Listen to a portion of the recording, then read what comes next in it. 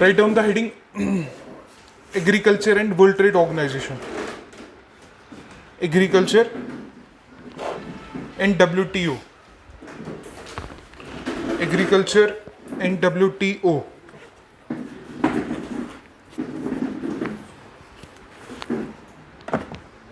Agriculture and World Trade Organization.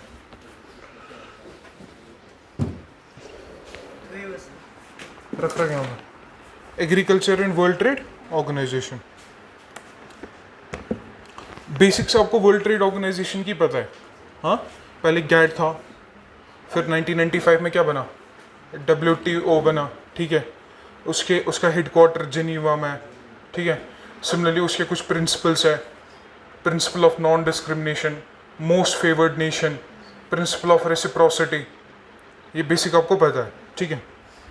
Now what we have to understand is कि world trade organisation के under हमारे पास numerous agreements थे, है ना. Numerous agreements are under what, world trade organisation. Agreements like TRIPS, agreements like TRIMS, agreements like GATS, agreements like AOA, agreements like sanitary and phytosanitary measures.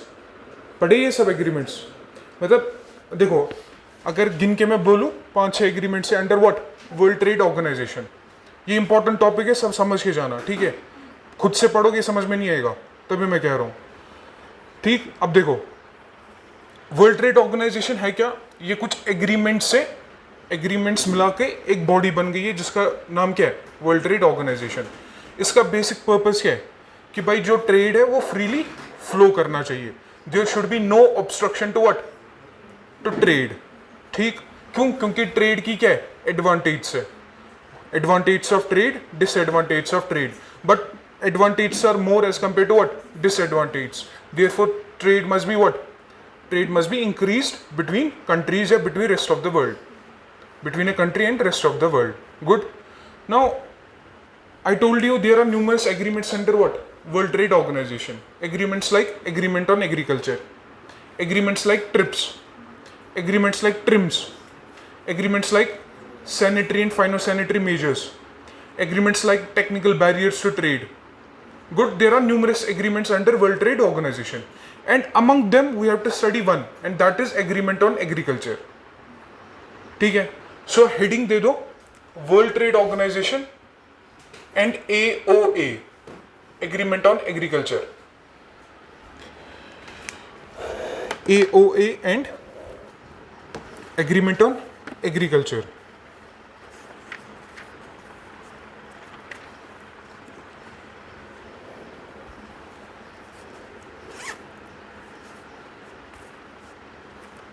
Recently फैब में इनकी meeting भी हुई थी, पता है, पढ़ा था कुछ न्यूज़पेपर में. अच्छा, वर्ल्ड ट्रेड ऑर्गेनाइजेशन की सबसे टॉप मोस्ट बॉडी कौन है, that takes decisions, ministerial conference. ये सब पता है ना. एंड 13th मिनिस्ट्रियल कॉन्फ्रेंस कहाँ हुई थी, रिसेंटली अबू धाबी में हुई थी. मैं पढ़ा दूंगा, but at least you should know them. ठीक है. नाउ देखो, एग्रीमेंट ऑन एग्रीकल्चर कब निगोशिएट हुआ था, during Uruguay rounds of negotiations. हाँ, जब वर्ल्ड ट्रेड ऑर्गेनाइजेशन बन रहा था तो निगोशिएशंस हो रही थी कंट्रीज के बीच में क्या हो रही थी, बातचीत हो रही थी, निगोशिएशंस हो रही थी.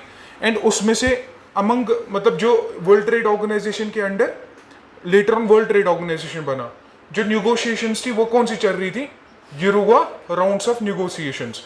And under that negotiations we created what, agreement on agriculture. ठीक है, इतना सिंपल है ना कि हमने यूरुग्वे राउंड ऑफ निगोशिएशंस के टाइम हमने एग्रीमेंट ऑन एग्रीकल्चर क्या किया, मतलब इसको बिल्डअप किया, इसको बनाया, इसके कंपोनेंट्स को बनाया. समझे, मतलब कब बातचीत हुई थी, 1994 में. उससे पहले भी बात हुई थी, बट वही बात हुई चल रही थी, उसको कहते हैं Uruguay round of negotiations, which culminated into what, Morocco में वो कल्मिनेट होके एग्रीमेंट ऑन एग्रीकल्चर बन गया. बस एक पॉइंट लिखो, देखो, AOA was negotiated. AOA was negotiated during the Uruguay round of trade talks. During the Uruguay round of trade talks. इसकी वजह से ही क्या बना था, वर्ल्ड ट्रेड ऑर्गेनाइजेशन. पता है ना ये सब. AOA was negotiated during the Uruguay round of trade talks. World trade organisation आपने डिटेल में पढ़ रखा है नहीं, है ना? Good. Agreement on agriculture was negotiated during the Uruguay round of trade talks 1986. Full stop. It was formally ratified. It was formally ratified in 1994. It was formally ratified in 1994 at Marrakesh.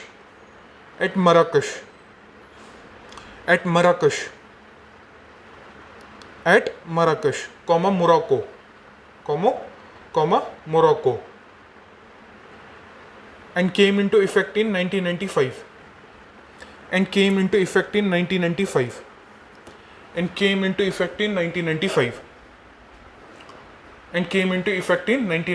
Good. बस basic चीज़ है. Uruguay round of talks में negotiation हो रही थी किस पे? Agreement on agriculture पे. And it culminated into what? And कहाँ पे हुआ था? मोरक्को में. ठीक है, मराकश में हमने इसको अल्टीमेटली क्या किया? रेटिफाई किया, एक्सेप्ट किया. ठीक है, अब देखो, अब पहले समझ जाना अच्छे से, ठीक है, फिर बाद में लिखेंगे अच्छे से. And it is one of the most interesting topic. बस समझ जाना चीजें, ठीक है. अब देखो, यू नो कि हर कोई कंट्री में एग्रीकल्चर एक है. Agriculture is one of the sectors. Be it country India, be it country Bangladesh, ठीक है. बट एग्रीकल्चर की जो इंपॉर्टेंस है हर किसी कंट्री में डिफरेंट है. इन डेवलप्ड कंट्रीज एग्रीकल्चर का जो शेयर है वो काफी ज्यादा क्या है? कम है, 2 to 4%. And most of their share is of what? Manufacturing and service sector, quaternary, quinary, ठीक. But when we come to developing countries, the share of agriculture is more, ठीक है.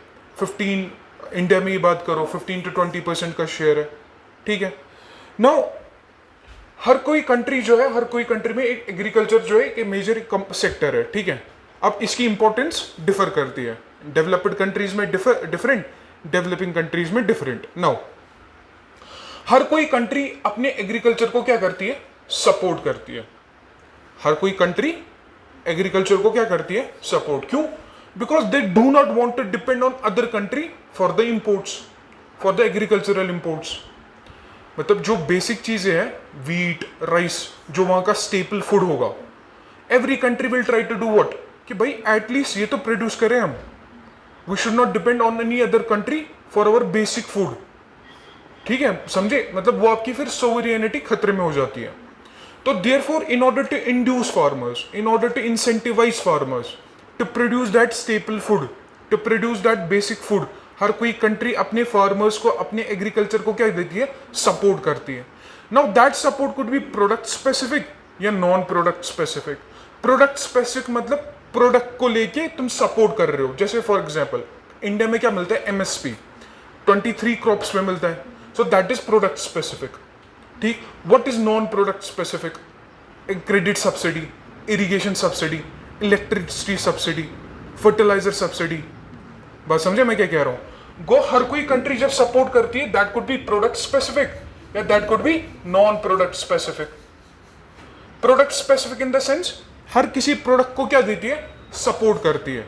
In order to incentivise production, a particular country supports one of the products that could be its staple food.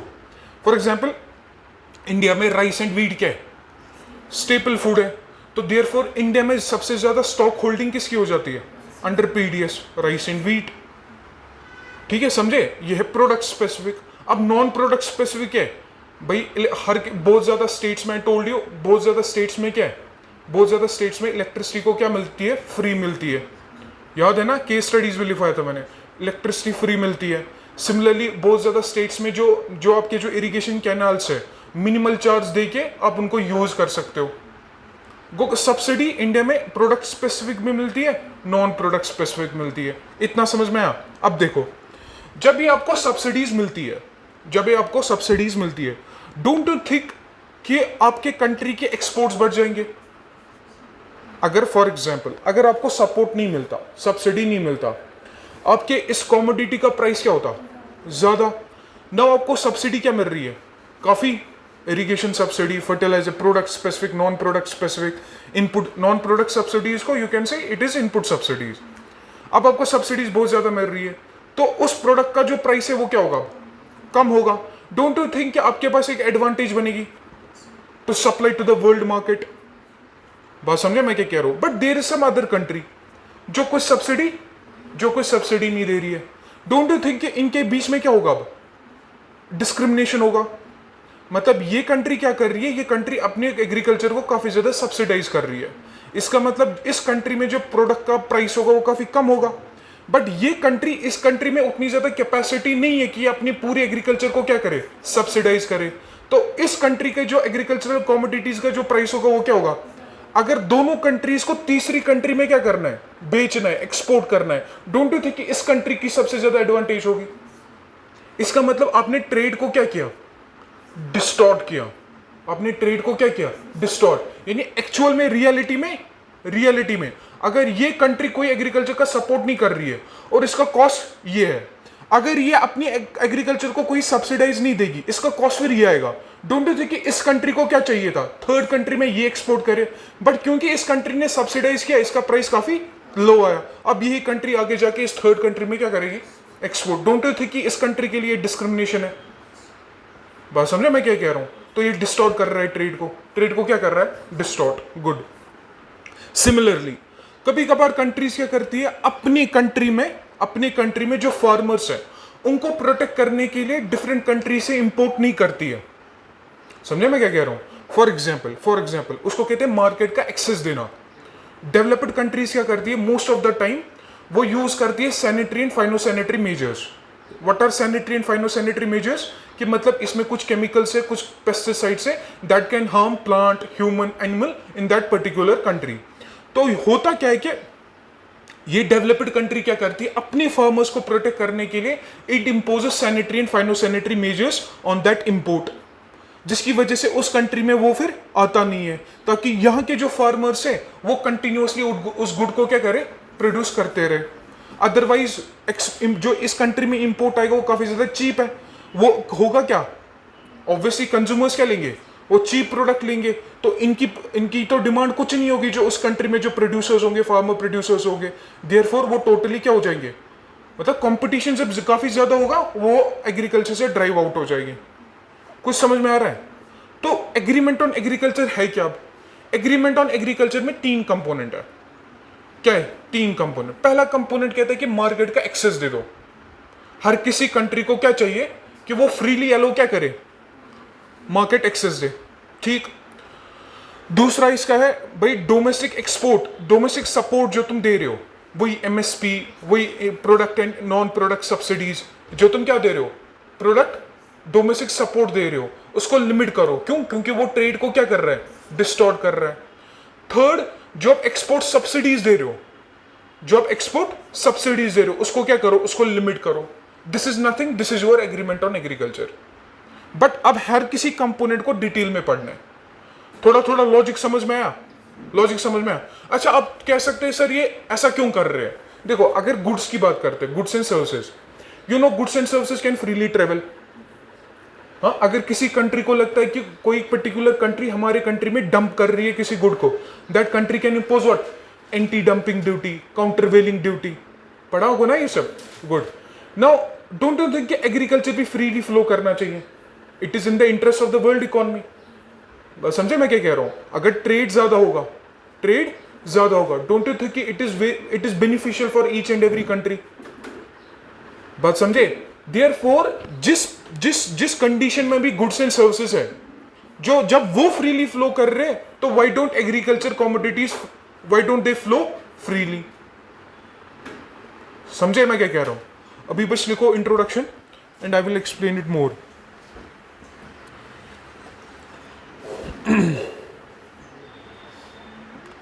Write down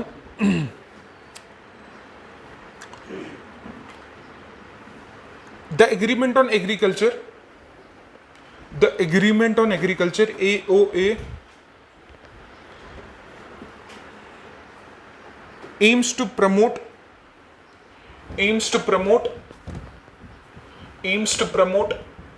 fair competition aims to promote fair competition, aims to promote fair competition, comma, reducing trade distorting subsidies, reducing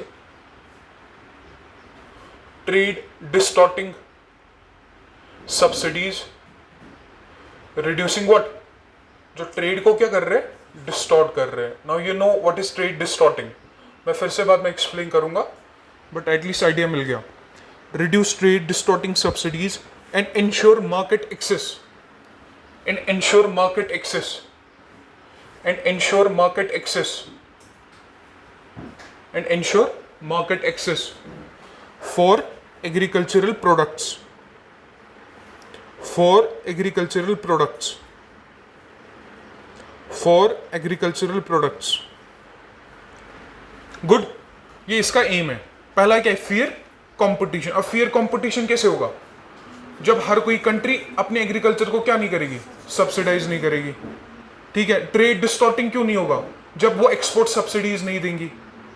बात समझे. Market access कैसे होगा, जब हर country अपनी trade barriers को, trade barrier पड़ा होगा, tariff barrier, non tariff barrier. Tariff barrier में क्या आता है, इंपोर्ट ड्यूटी, कस्टम ड्यूटी वगैरह वगैरह, टैक्स. नॉन टैरिफ बैरियर में क्या आता था, कोटा और लाइसेंसिंग. समझे. बहुत ज्यादा ये पढ़े होंगे ना ये चीजें.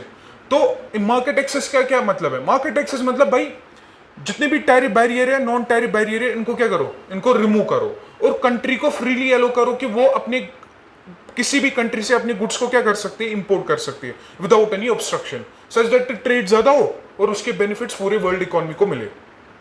गुड. इतना समझ में आया. Write down next. Agreement on agriculture is based on 3 pillars. Agreement on agriculture is based on 3 pillars. Agreement on agriculture is based on 3 pillars. First, market access. First, market access. इसके नीचे लिखो सब points में. Tarification. Tarification. Tarification. Tariff. Tarification, I will tell you what is this. Second, tariff reduction. Tariff reduction. Third, minimum access. Minimum access. And last, special safeguard. And last, special safeguard. First is tarification. Second is tariff reduction. Third is minimum access. Fourth is special safeguard. Write down next pillar, safeguard. Write down next pillar, domestic support. Second pillar, domestic support. इसे under लिखो AMS reduction, AMS reduction, green box, de minimis, DEMINIMIS, de minimis, minimus, MINIMIS, de minimis, peace clause, and write down third pillar, export subsidies, export subsidies, export subsidies. Write down reduction, prohibition of new subsidies, reduction. उसके बाद लिखो prohibition of new subsidies.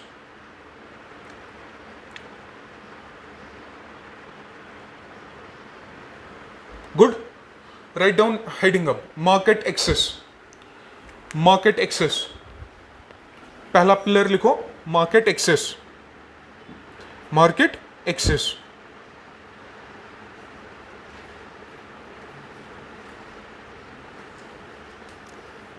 ठीक है. देखो अब ये है क्या, अब समझ जाना. जो जो अभी आया वो भी समझ जाएगा, बस कंसंट्रेशन रखना, इधर उधर नहीं भागना. देखो, first pillar is market access. First pillar is market access. Now जब एग्रीमेंट ऑन एग्रीकल्चर हुआ, ठीक है, जब एग्रीमेंट ऑन एग्रीकल्चर हुआ, there were both countries, developed भी थी, डेवलपिंग भी थी. ठीक. गुड. अब मार्केट एक्सेस में इन्होंने क्या किया, इन्होंने बोला जिस जिस कंट्री में नॉन टैरिफ बैरियर्स है, इच्छा बुड बैरियर्स जिस कंट्री में क्या है, नॉन टैरिफ बैरियर है, कोटाज है, लाइसेंसेस है, convert them into what, tariffs. समझे? नॉन टैरिफ बैरियर को क्या करना है, टैरिफ बैरियर में कन्वर्ट करना है। जिस कंट्री में, बीट डेवलप्ड कंट्री या बीट डेवलपिंग कंट्री, जिस कंट्री ने भी नॉन टैरिफ बैरियर्स लगाए किस पे, on the import of agricultural commodities, quotas, licences, convert them into what, tariff barriers. That is nothing, that is what is called a tariffication. जब आप non tariff barriers को किस में कन्वर्ट करोगे, tariffs में। टैक्स लगा दो, आप सैनिटरी फाइटोसैनिटरी मेजर्स मत लगाओ, आप कोटाज मत लगाओ, आप रिस्ट्रिक्शंस मत लगाओ, आप लाइसेंसिंग मत इशू करो, बस सिंपली आप इन्हीं चीज को किस में कन्वर्ट करो, non tariff, sorry tariff barriers में। That is what is tariffication, converting non tariff barrier into what. अब इसका पर्पस क्या था, वही समझ रहे हैं ना, इन्होंने ये क्यों किया कि नॉन टैरिफ बैरियर को टैरिफ्स में क्यों कन्वर्ट किया। इन्होंने क्या बोला कि भाई जब आप नॉन टैरिफ बैरियर्स को टैरिफ बैरियर्स में कन्वर्ट करोगे, फिर जो डेवलप्ड कंट्रीज होंगी, उनको बोला जाएगा कि भाई आप जितने भी आपने टैरिफ्स लगाए होंगे उनका एग्रीगेट ले लो, उनका एवरेज ले लो। 1000 कॉमोडिटीज है, अभी तक इन्होंने क्या किया था, अभी तक इन्होंने नॉन टैरिफ बैरियर लगाया, अब क्या लगा रहे, टैरिफ बैरियर, उसका एवरेज निकालो, और उसको रिड्यूस करो बाय 36%। ठीक है, ऐसा क्यों? देखो, हर कोई पर्टिकुलर कंट्री, हर कोई कंट्री नॉन टैरिफ बैरियर अपने हिसाब से लगाइए। When you convert them into what, tariff barrier, फिर तुम्हें नहीं लगता एक कॉमन डिनोमिनेटर होगा अब हर किसी कंट्री में? बात समझे? क्योंकि हर कोई कंट्री क्या लगा रही है, टैक्स ही लगा रही है। अभी हर कोई कंट्री पर्टिकुलर कंडीशंस के हिसाब से क्या लगा रही थी, non tariff barrier. Once you convert into what, फिर तुम यहीं से कह सकते हो हर किसी डेवलप्ड कंट्री को कि भाई इसको किससे रिड्यूस करो, बाय 36% इन 5 ईयर्स, इन 6 ईयर्स। 1995 से लेके 2000 तक इसको 6 सालों में कितने से रिड्यूस करना है, 36%। किनको दिया था ये, डेवलप्ड कंट्रीज को। इतना समझ में आया? नॉन टैरिफ बैरियर को पहले क्या करना है, टैरिफ बैरियर। क्यों? ताकि हम हर किसी कंट्री को क्या दे, एक टास्क दे दे, एक टारगेट दे दे। क्योंकि अगर नॉन टैरिफ बैरियर होता तो वो टास्क इंप्लीमेंट करना काफी ज्यादा मुश्किल होता, क्योंकि हर कोई कंट्री अपने हिसाब से क्या लगा रही थी, नॉन टैरिफ बैरियर। तो कॉमनैलिटी आने के लिए इन्होंने क्या किया, यूनिफॉर्मिटी लाने के लिए इन्होंने क्या किया, टैरिफ्स को कन्वर्ट में किया, and then told developed countries, agreement on agriculture ने बोला डेवलप्ड कंट्रीज को बाय 36% विद इन 6 ईयर्स। अब जो डेवलपिंग कंट्रीज थी उनको बोला भाई 24% से इसको रिड्यूस करो। भाई किससे रिड्यूस करो, 24% से। इतना समझे? ये समझ में आया? अब देखो, एक आर्टिकल पढ़ रहा था मैं कल, उसमें लिखा था कि भाई जो डेवलप्ड कंट्रीज थी उन्होंने ऑलरेडी अपने जो टैरिफ से काफी हाई किया था। जो नॉन टैरिफ बैरियर को किसमें कन्वर्ट किया, टैरिफ बैरियर में। ठीक है, निगोशिएशंस हो रही थी। अब डेवलप्ड कंट्रीज ने क्या किया, इस एग्रीमेंट से पहले अपने हर किसी पर्टिकुलर कॉमोडिटी पे टैक्स ज्यादा किया, टैक्स क्या किया, ज्यादा किया। जब इन्होंने टैक्स क्या किया, काफी ज्यादा किया, तो दे टोल्ड एवरी कंट्री क्या, इसको क्या करो, इसको कम करो। बट इन्होंने क्या ऑलरेडी क्या किया था, इसको कुछ समझे मैं क्या कह रहा हूं? मतलब हर कोई डेवलप्ड कंट्री है, इन्होंने क्या किया कि जब एग्रीमेंट ऑन एग्रीकल्चर होने वाला था, ठीक है, जब वो साइन होने वाला था, उसके मतलब 5 या 6 साल पहले इन्होंने क्या किया था, इन्होंने टैरिफ की लिमिट क्या की थी, ऑलरेडी काफी ज्यादा की थी। तो by the time they will reduce it by what, 36%। किससे, 36% से। समझ रहे मैं क्या कह रहा हूं? तो तब भी उतना ज्यादा क्या नहीं होता, रिडक्शन नहीं होता।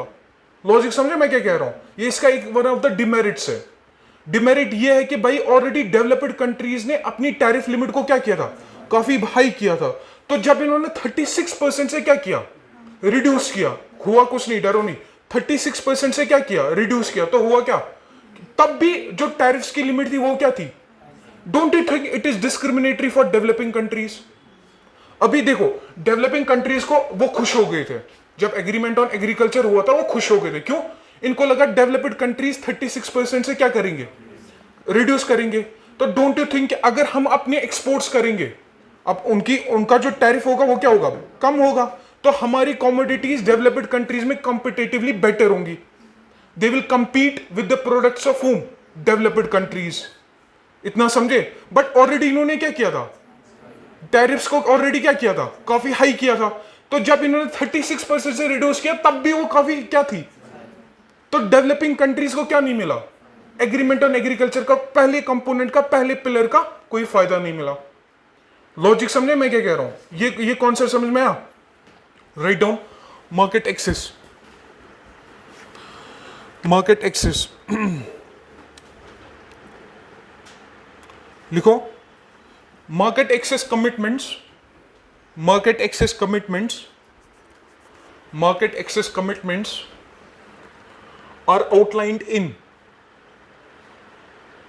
market access commitments are outlined in Article 4 of the AOA, are outlined in Article 4 of the AOA, comma, aim to eliminate and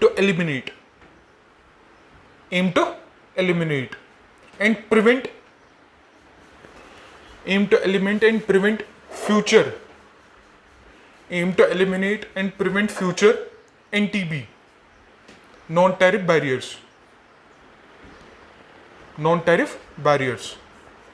अब खुद सोचो, इधर देखो सब, अगर नॉन टैरिफ बैरियर्स होते, कोटास होते, लाइसेंसेस होते, ठीक है, हर पर्टिकुलर कंट्री अपने हिसाब से लगाती. डोंट यू थिंक इसको रिमूव करना काफी ज्यादा कॉम्प्लिकेटेड था, as compare to telling countries to first of all convert them into what, tariffs में, बाद में फिर ऑब्जेक्टिव दे दो, बाद में टारगेट दे दो. लॉजिक समझे. इसके पीछे क्या रीजन था converting them into non tariff barrier to what, tariff barrier. क्यों नॉन टैरिफ बैरियर को रिमूव करना, वो काफी ज्यादा क्या था, and every country was doing it according to its own needs. तो डोंट यू थिंक कि पहले इसको एक कॉमनैलिटी में लाओ, एक कॉमन इंडिकेटर में लाओ, बाद में फिर टारगेट दे दो. समझे. Write down. The agreement emphasizes tarification. The agreement emphasizes tarification. The agreement emphasizes tarification.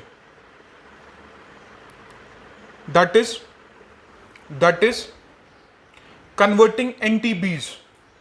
That is converting what? NTBs, non-tariff barriers, into tariffs. Good. Converting non-tariff barriers into tariffs. ठीक है. अब इन्होंने क्या दिया फिर, टारगेट दे दिया. डेवलप्ड कंट्रीज को अलग टारगेट, डेवलपिंग कंट्रीज को अलग टारगेट. गुड. अब टारगेट जब दे दिया इन्होंने, इसके पीछे क्या रीजन था. जब आप अपने टैरिफ्स को क्या करोगे, रिड्यूस करोगे, जब आप डेवलप्ड कंट्रीज को क्या दोगे, 36% से उनको रिड्यूस करना पड़ेगा. ठीक है. तो जो डेवलपिंग कंट्रीज से जब कमोडिटी कहां जाएगी, अब डेवलप्ड कंट्रीज में, तो ऑलरेडी टैरिफ्स क्या है, तो उनपे जब इंपोर्ट ड्यूटी लगेगी वो कम होगी, तो उनका प्राइस क्या होगा, कम, as compare to the price that is prevailing in developed countries. तो ये कंपटीशन होगा, और डेवलपिंग कंट्रीज की जो गुड्स की जो डिमांड होगी वो क्या बढ़ेगी, वो ज्यादा होगी. एंड अल्टीमेटली इसके बेनिफिट्स किसको पहुंचने वाले थे. बट आई टोल्ड यू कि भाई ऑलरेडी उन्होंने क्या किया था, ज्यादा रखा था. जब 36% से रिड्यूस किया, सेकेंड देखो, अब मतलब ये काफी ज्यादा इंट्रिकेट है. अब इनको क्या करना था, 36% से रिड्यूस करना था. ऑन एन एवरेज किससे करना था, 36%. इन्होंने उन कमोडिटीज में ज्यादा रिड्यूस किया जो कमोडिटीज डेवलपिंग कंट्रीज एक्सपोर्ट नहीं करती थी. इनको क्या करना था भाई, 36%. देखो फॉर एग्जाम्पल, अगर 5 आइटम्स है, 1 2 3 4 5, इसका सम करो कितना हुआ, 5 नंबर से इसका सम करो कितना हुआ, 1 + 2 3 6 15, डिवाइड बाय करो 5 से कितना हुआ, 3. अब यू नो 3 इसका क्या है, एवरेज है. इन 5 नंबर्स का 3 क्या है. But don't you think 4 is greater than the average, 5 is greater than the average, 2 is less than the average, 1 is less than the average. अब देखो इनको रिड्यूस किससे करना था, 36% से. तो इन्होंने क्या किया, इन्होंने उन कॉमोडिटीज को ज्यादा रिडक्शन की जो कॉमोडिटीज डेवलपिंग कंट्रीज एक्सपोर्ट नहीं करती थी. ठीक है. और उन कॉमोडिटीज में कम कम डिक्रीज किया, कम टैरिफ्स डिक्रीज किए जो कॉमोडिटीज क्या करती थी, एक्सपोर्ट कंट्रीज क्या करती थी, डेवलपिंग कंट्रीज क्या करती थी, एक्सपोर्ट करती थी। मतलब इन्होंने एओए को क्या किया, मैनिपुलेट किया डेवलप्ड कंट्रीज में। लास्ट में जब क्वेश्चन दूंगा यही क्वेश्चन है कि डेवलप्ड, अभी भी डेवलपिंग कंट्रीज को लग रहा है कि जो एग्रीमेंट ऑन एग्रीकल्चर है it is against developing countries, it is in the favour of developed countries. I told you दो चीजें ऑलरेडी। टैरिफ्स क्या किए थे, जब 36% से रिड्यूस किए थे तब भी काफी ज्यादा थे, तो डेवलपिंग कंट्रीज को एक तो ये नुकसान, दूसरा जब इनको बोला 36% से क्या करो, रिड्यूस करो, इन्होंने उन कमोडिटीज में रिडक्शन की जो कमोडिटीज डेवलपिंग कंट्री एक्सपोर्ट नहीं करती थी। इनको एवरेज दिखाना था 36%। लॉजिक समझ रहे हो? राइट डाउन, इसके अंडर लिखो for tariff reduction, for tariff reduction, for tariff reduction,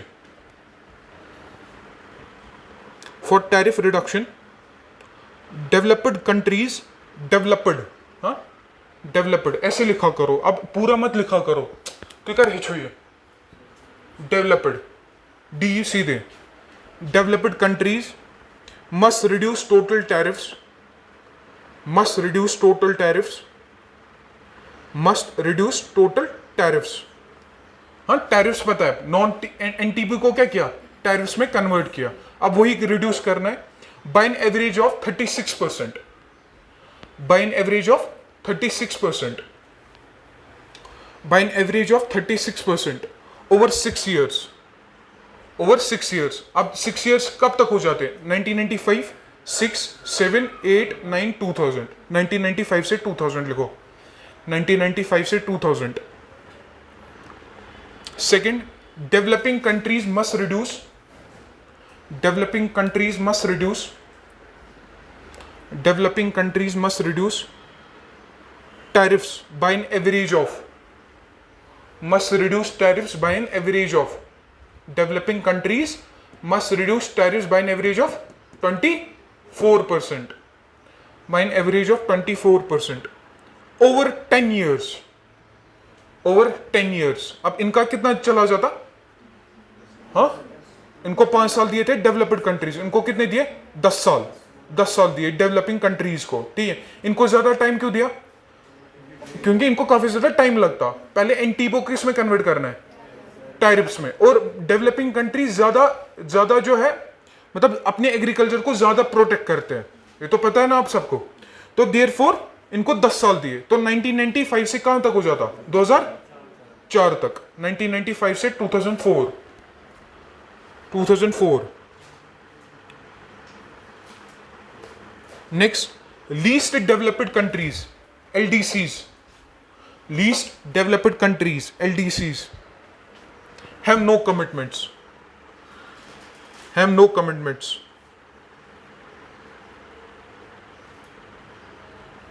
ठीक, next point, some developing countries, some developing countries, some developing countries which are maintaining quantitative restriction,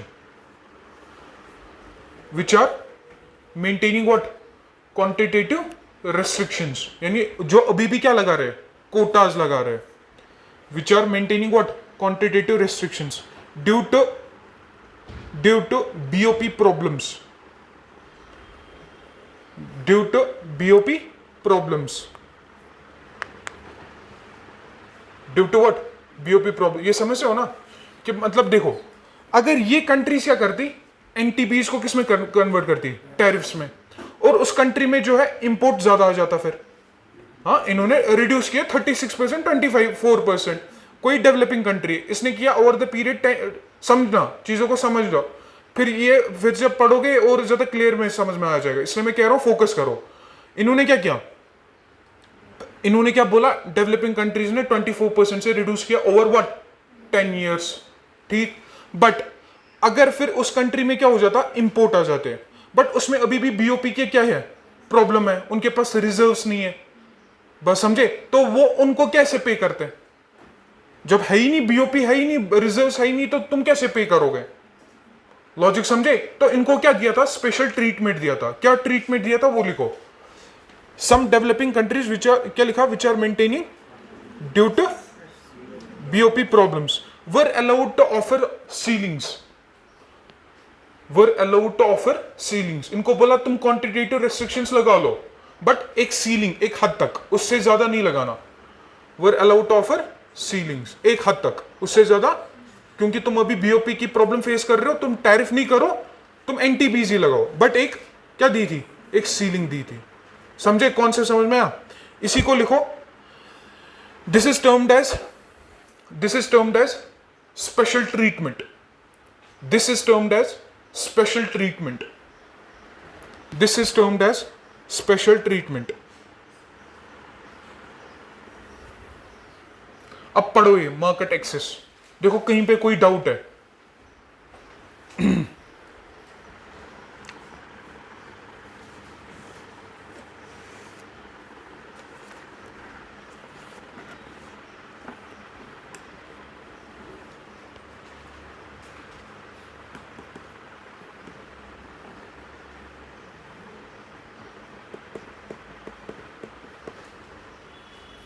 समझो, चीजों को समझो।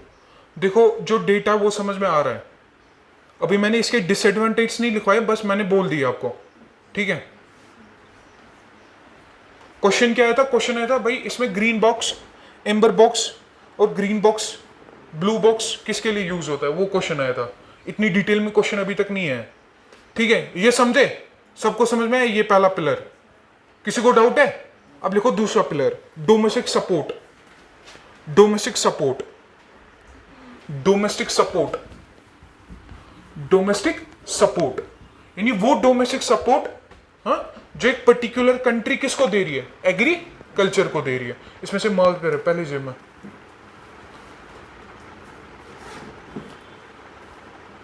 बोर तो नहीं हुआ ना? इंटरेस्टिंग है ना ये?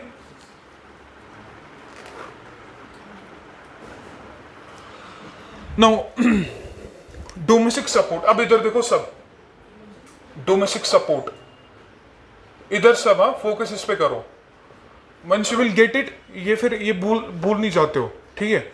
अब देखो डोमेस्टिक सपोर्ट मतलब हर कोई कंट्री अपने एग्रीकल्चर को क्या कर रही है, सपोर्ट कर रही है, ठीक है। आपने क्या देखा सर, फर्टिलाइजर सब्सिडी, ये टिक फार्मर से ऐश करा, अगर देखा जाए, बट उनमें भी कौन ऐश कर रहा है, large farmers, not small and marginal farmers, you know it, ठीक है।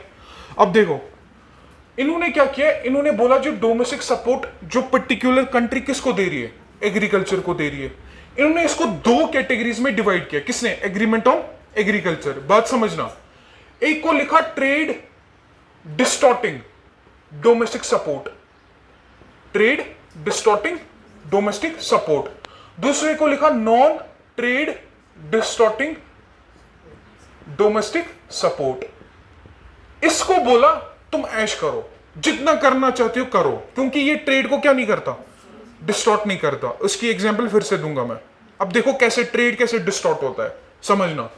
ये एक पर्टिकुलर कंट्री ए है, ये पर्टिकुलर कंट्री बी है, इसमें इसको सीड्स चाहिए था, फर्टिलाइजर चाहिए, वाटर चाहिए, रफ एग्जांपल, हाँ। सीड 10 रुपए में आए, फर्टिलाइजर 10 रुपए में आए, वाटर 10 रुपए में आए, 30 रुपए का बनाए। यहां पे कोई गवर्नमेंट की क्या नहीं है, सब्सिडी नहीं है, ठीक है। अब बी कंट्री है, इसको गवर्नमेंट क्या कर रही है, इसको गवर्नमेंट काफी ज्यादा सब्सिडाइज कर रही है। ये कितने का प्राइस इसका, 15। अब इन दो कंट्रीज को कंट्री सी में क्या करना था, एक्सपोर्ट करना था, ठीक है। अब कौन सी कंट्री चली जाएगी, बी। अब बी के एक्सपोर्ट्स क्या हो जाएंगे, एक्सपोर्ट चीपर हो जाएंगे।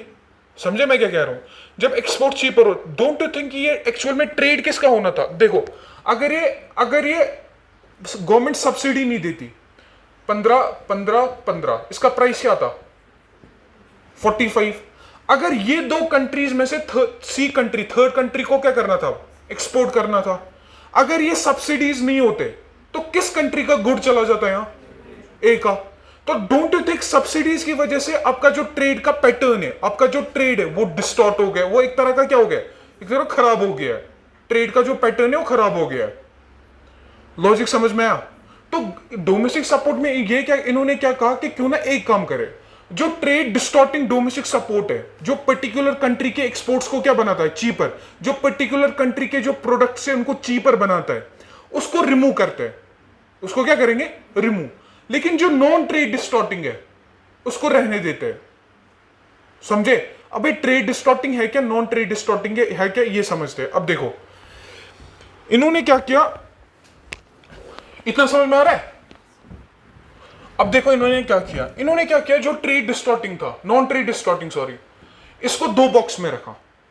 एक बॉक्स को क्या रखा, ग्रीन बॉक्स में, एक बॉक्स को क्या रखा, ब्लू बॉक्स में।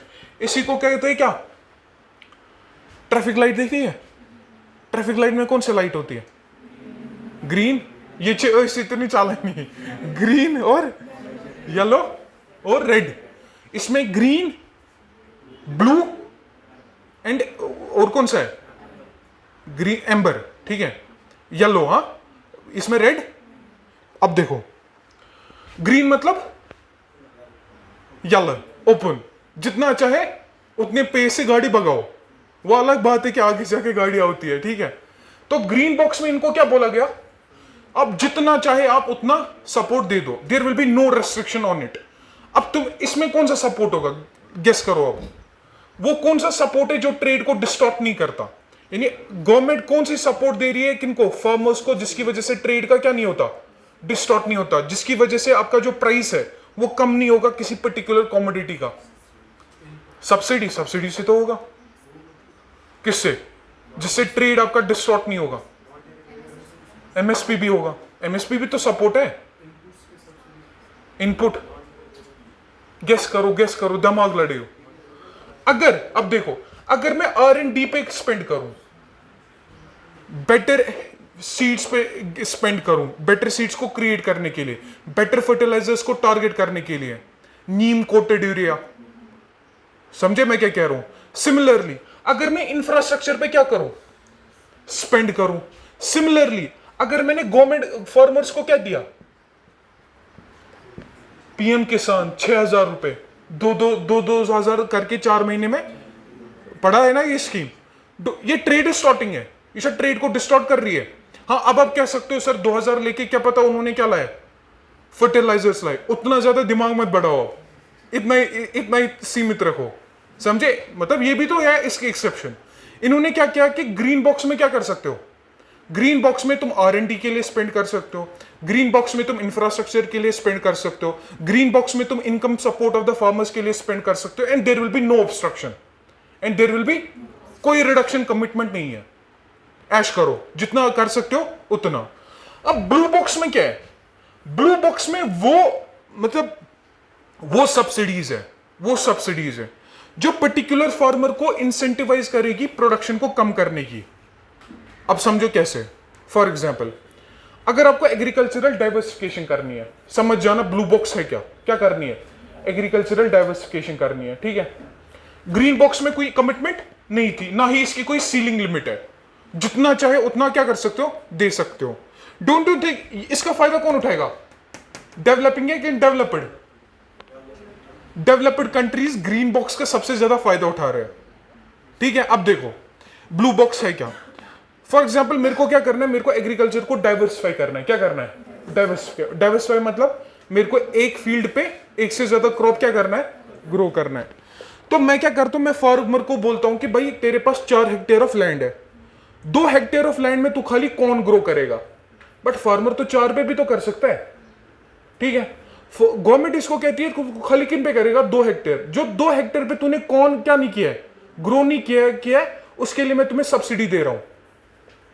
समझे मैं क्या कह रहा हूं, 4 हेक्टेयर पे क्या कर सकता था, कॉर्न ग्रो कर सकता था। गवर्नमेंट इसको क्या कह रही है, तू खाली किन पे कर, 2 पे कर, ठीक है। क्यों, क्योंकि कॉर्न की प्रोडक्शन काफी ज्यादा फिर हो जाती है इकोनॉमी में, बस इतना याद रखो, प्राइसेस कम हो जाते हैं, इकोनॉमी का एक तरह का लॉस है। फॉर एग्जाम्पल राइस, इंडिया में राइस क्या है, water guzzling crop, flood irrigation method. अगर तुमने फार्मर को क्या बोला, भाई तेरे पास जो 10 हेक्टेयर ऑफ लैंड है, तू खाली किन पे कर, 5 हेक्टेयर ऑफ लैंड पे, क्यों, मेरी वाटर भी बच जाएगा, गवर्नमेंट का मतलब ओवरऑल इकोनॉमी का वाटर बच जाएगा। तो 5 हेक्टेयर पे जो एक राइस ग्रो नहीं कर रहा है, ये बोलेगा ना भाई गवर्नमेंट पागल है क्या, मैं तो 10 पे करूंगा, सीधी सी बात है। तो गवर्नमेंट इसको क्या कर रही है, इंसेंटिवाइज कर रही है, फोर्स कर रही है कि 5 हेक्टेयर पे मैं तेरे को क्या दे रहा हूं, सब्सिडी दे रहा हूं, समझे, ताकि तू अपनी प्रोडक्शन क्या कर, कम कर। रिसेंटली ये चाइना में हुआ था, चाइना में कॉर्न के रिलेटेड क्या की गई थी, ये ब्लू लिमिट के अंडर प्रोडक्शन की गई थी कम, तो फार्मर को क्या दी गई, सब्सिडी। सिमिलरली यूरोपियन यूनियन इसका ज्यादा फायदा उठाती है, किसका, ब्लू बॉक्स का। ब्लू बॉक्स समझ में आया, आपको प्रोडक्शन क्या करनी है, कम। बस समझे, एग्जाम्पल रखना राइस की याद, ताकि इकोनॉमी में ओवरऑल जो एनवायरमेंटल इंपैक्ट है वो काफी ज्यादा है, समझे। दैट इज वाई फार्मर्स कम उसकी प्रोडक्शन करे, फार्मर्स को क्या देना पड़ता है, सब्सिडी देनी पड़ती है, इंसेंटिवाइज करना पड़ता है। That is under what, blue box. अब ब्लू बॉक्स में भी कोई रिडक्शन कमिटमेंट नहीं है, ब्लू बॉक्स के भी अंडर रिडक्शन कमिटमेंट नहीं है, बट इसके अंडर सीलिंग है, मतलब खाली इतना दे सकते हो, उससे ज्यादा फार्मर्स को तुम खाली इतना दे सकते हो। इस सीलिंग, ये सीलिंग कितनी है, you do not need to know, ceiling इतनी है, उससे ज्यादा, बट कोई रिडक्शन कमिटमेंट नहीं है, तुम्हें हर साल इतना कम करना पड़ेगा, वो कुछ नहीं है। यह है नॉन ट्रेड डिस्टॉर्टिंग। लॉजिक समझ में आया, कॉन्सेप्ट समझ में आया। अब चलते ट्रेड डिस्टॉर्टिंग पे। किस पे, ट्रेड डिस्टॉर्टिंग। ट्रेड डिस्टॉर्टिंग जितना भी डोमेस्टिक सपोर्ट है, वो इन्होंने किस में रखा, ब्लू बॉक्स में। किस में रखा, ये कौन सा था, सॉरी, एम्बर में, एम्बर बॉक्स। किस में रखा, एम्बर बॉक्स में, ठीक है। अब इसमें क्या है, इन्होंने कहा क्यों ना एक काम करें। अब अच्छा, इसको कैसे कम करोगे, जो गवर्नमेंट सब्सिडी दे रही है किसको, फार्मर्स को, इसको कैसे कम करोगे, हर कोई कंट्री कैसे कैलकुलेट करेगी, पहला तो ये इशू है ना। ऑब्वियस सी बात है, हर कोई कंट्री अपने एग्रीकल्चर को क्या कर रही है, सब्सिडाइज कर रही है। अच्छा, ये दो समझ में आया ना, green box and blue box. इन पे कोई रिडक्शन कमिटमेंट, ना ही इन पे कोई सीलिंग है। ग्रीन बॉक्स पे कोई सीलिंग नहीं है, बट ब्लू बॉक्स में एक सीलिंग है। और सबसे ज्यादा फायदा डेवलप्ड कंट्री किसका उठा रही है, ग्रीन बॉक्स का और ब्लू बॉक्स का, दोनों का, क्योंकि कोई रिडक्शन कमिटमेंट। बट अब ट्रेड डिस्टॉर्टिंग में क्या होगा, अब तुम्हें पता है कि गवर्नमेंट क्या दे रही है, प्रोडक्ट सब्सिडी भी, नॉन प्रोडक्ट सब्सिडी भी। प्रोडक्ट सब्सिडी एमएसपी, गवर्नमेंट तुम्हें क्या ले रही है, प्राइस पे ले रही है ना, मार्केट का प्राइस तो कम रहता है उससे, बट तुम्हें मार्केट से ज्यादा प्राइस के कौन दे रहे हैं, गवर्नमेंट। एमएसपी, प्रोक्योरमेंट प्राइसेस, वो एक तरह की तो सब्सिडी तो हुई, ठीक है, वो हुआ product specific. Non product specific में क्या आएगा, इनपुट सब्सिडी, फर्टिलाइजर वगैरह वगैरह, ठीक। इसको तो आप कैलकुलेट करना है, इसको क्या करना है, कैलकुलेट। इन्होंने कहा जितनी गवर्नमेंट, समझ जाना, ये पॉइंट इंपॉर्टेंट है, जितनी गवर्नमेंट क्या दे रही है, सब्सिडी दे रही है अपने एग्रीकल्चर सेक्टर को, उन्होंने उसका टर्म दिया एएमएस। क्या टर्म दिया, AMS, aggregate measure of support. Term क्या दी, कुछ नहीं है, एक कंट्री कितना एग्रीकल्चर को क्या दे रही है, सब्सिडी दे रही है, उसको क्या रखा नाम, ठीक है। अब इसके दो कंपोनेंट्स है। पहला कंपोनेंट, एक कंट्री में, क्योंकि इसमें एक तो प्रोडक्ट स्पेसिफिक है, दूसरा क्या है, नॉन प्रोडक्ट स्पेसिफिक। यहां पे लिखता हूं, एक प्रोडक्ट स्पेसिफिक है, दूसरा क्या है, non product specific. Product specific के अंडर इन्होंने क्या बोला, भाई जितना कंट्री क्या दे रहा है, एमएसपी, जितना कंट्री एमएसपी दे रहा है, minus external reference price, minus external reference price, into करो जितनी क्वांटिटी में क्या दे रहा है, एमएसपी दे रहा है। फिर से समझाता हूं, सपोर्ट क्या है, या तो प्रोडक्ट स्पेसिफिक होगा या तो नॉन प्रोडक्ट स्पेसिफिक होता। अब इंडिया की एग्जांपल देखो, इंडिया में प्रोडक्ट स्पेसिफिक क्या है, एमएसपी। 23 क्रॉप्स पे क्या है, एमएसपी। तो यहां क्या लिखा हमने, एमएसपी माइनस किससे किया, एक्सटर्नल रेफरेंस प्राइस। ये एक्सटर्नल रेफरेंस प्राइस किस ईयर का था, 1986 टू 1988 का। फॉर एग्जाम्पल ये राइस मांग के चलते हैं, हाँ ऐसे समझ जाओगे, ठीक है। तुम्हें पता है कि गवर्नमेंट राइस पे क्या दे रही है, एक तो एमएसपी, एक राइस पे क्या, फ्री इलेक्ट्रिसिटी, फ्री पानी, ऐश करो, ठीक है। अब देखो फर्टिलाइजर भी फ्री। तो एक तो प्रोडक्ट स्पेसिफिक, हम किसका एग्रीगेट मेजर ऑफ सपोर्ट कर रही है, कैलकुलेट राइस का। राइस का क्या कर रहा हूं मैं, एएमएस, कि हमारी गवर्नमेंट कितना राइस को क्या दे रही है, सपोर्ट दे रही है, ये कैलकुलेट कर रहा हूं मैं। तो मैंने क्या किया, जितना गवर्नमेंट सपोर्ट दे रही है उसको दो कैटेगरीज में क्या किया, डिवाइड किया। एक का नाम रखा प्रोडक्ट स्पेसिफिक, दूसरे का नाम क्या रखा, नॉन प्रोडक्ट यानी input subsidy. You know product specific में क्या आएगा सर, एमएसपी, वो एक तरह की सब्सिडी है, और plus non product specific, electricity free, subsidy मतलब ये वो तुम समझ जाते हो, फर्टिलाइजर वगैरह वगैरह। नाउ अब खाली इस कंपोनेंट को कैलकुलेट करने के लिए, किसको, राइस के कंपोनेंट को, हाँ, खाली प्रोडक्ट स्पेसिफिक कितनी गवर्नमेंट क्या दे रही है, सब्सिडी। पहले गवर्नमेंट क्या दे रही है, एमएसपी, माइनस किससे किया, external reference price, external reference price जिसका बेस ईयर क्या था, यानी हमने इसका प्राइस, इस ईयर का जो राइस का जो प्राइस था उससे क्या कर रहे हैं, माइनस, इनटू किससे कर रहे हैं, जितनी क्वांटिटी गवर्नमेंट ने ली, समझे। एमएसपी, एमएसपी मतलब जिस प्राइस पे गवर्नमेंट क्या कर रही है, प्रोक्योर कर रही है, माइनस क्या किया, जो उस टाइम पे उसका प्राइस था 1986 से 1988 तक, किसका प्राइस, राइस का, उसके बीच में जो डिफरेंस होगी, इनटू क्या किया, क्वांटिटी, जितना गवर्नमेंट क्या कर रही है, प्रोक्योर कर रही है। ठीक। अब नॉन प्रोडक्ट स्पेसिफिक में क्या आएगा सर, नॉन प्रोडक्ट स्पेसिफिक में आपका जो इनपुट सब्सिडीज है वो बस कैलकुलेट करेंगे। हाँ, इनपुट सब्सिडीज, क्रेडिट पे सब्सिडी, इंटरेस्ट सबवेंशन पढ़ा है ना, फर्टिलाइजर पे सब्सिडी, प्रणाम स्कीम रिसेंटली पढ़ा, ठीक है, इतना समझ में आ। अब देखो, अगर MSP minus ERP into quantity plus input subsidies, ये तुम्हें पूरा एग्रीगेट मेजर ऑफ सपोर्ट किसका देगा सर, ये राइस का देगा, ठीक है। सिमिलरली अब आपको सारे क्रॉप्स का निकालना है, सारे क्रॉप्स का क्या कैलकुलेट करना है, जो क्वांटिटी आएगी, जो अमाउंट आएगा, उसको किसी सर्टेन परसेंटेज से क्या आपको करना पड़ेगा, रिड्यूस करना पड़ेगा। ये लॉजिक समझ में आ। अब देखो एक चीज, इंटरेस्टिंग चीज, ग्रीन बॉक्स क्या है, ग्रीन बॉक्स में क्या होता है सर, ट्रेड डिस्टॉर्टिंग नहीं है, ट्रेड डिस्टॉर्टिंग, इससे आपका ट्रेड डिस्टॉर्ट नहीं होता है। R&D पे खर्चा किया, ठीक है, आपने किस पे खर्चा किया, इंफ्रास्ट्रक्चर पे खर्चा किया, आपने किस पे खर्चा किया, पीएम किसान इनकम सपोर्ट पे खर्चा किया, ठीक है, ये किसके अंडर है, ग्रीन बॉक्स, ये कोई ट्रेड डिस्टॉर्टिंग नहीं है। ब्लू बॉक्स में क्या किया, सीलिंग, हाँ, प्रोडक्शन लिमिट हमने रखी है, हर किसी फार्मर को कहते कि तुम अपनी प्रोडक्शन को क्या करो, लिमिट करो, जिससे वो लिमिट करता है उसके बाद उसको क्या दी जाती है, सब्सिडी दी जाती है, यू नो इट। अब देखो यूएसए क्या करता है, यूएसए क्या करता है, यूएसए एमएसपी डिक्लेयर करता है। एग्जांपल लेते हैं यूएसए की, यूएसए क्या करता है, डिक्लेयर एमएसपी।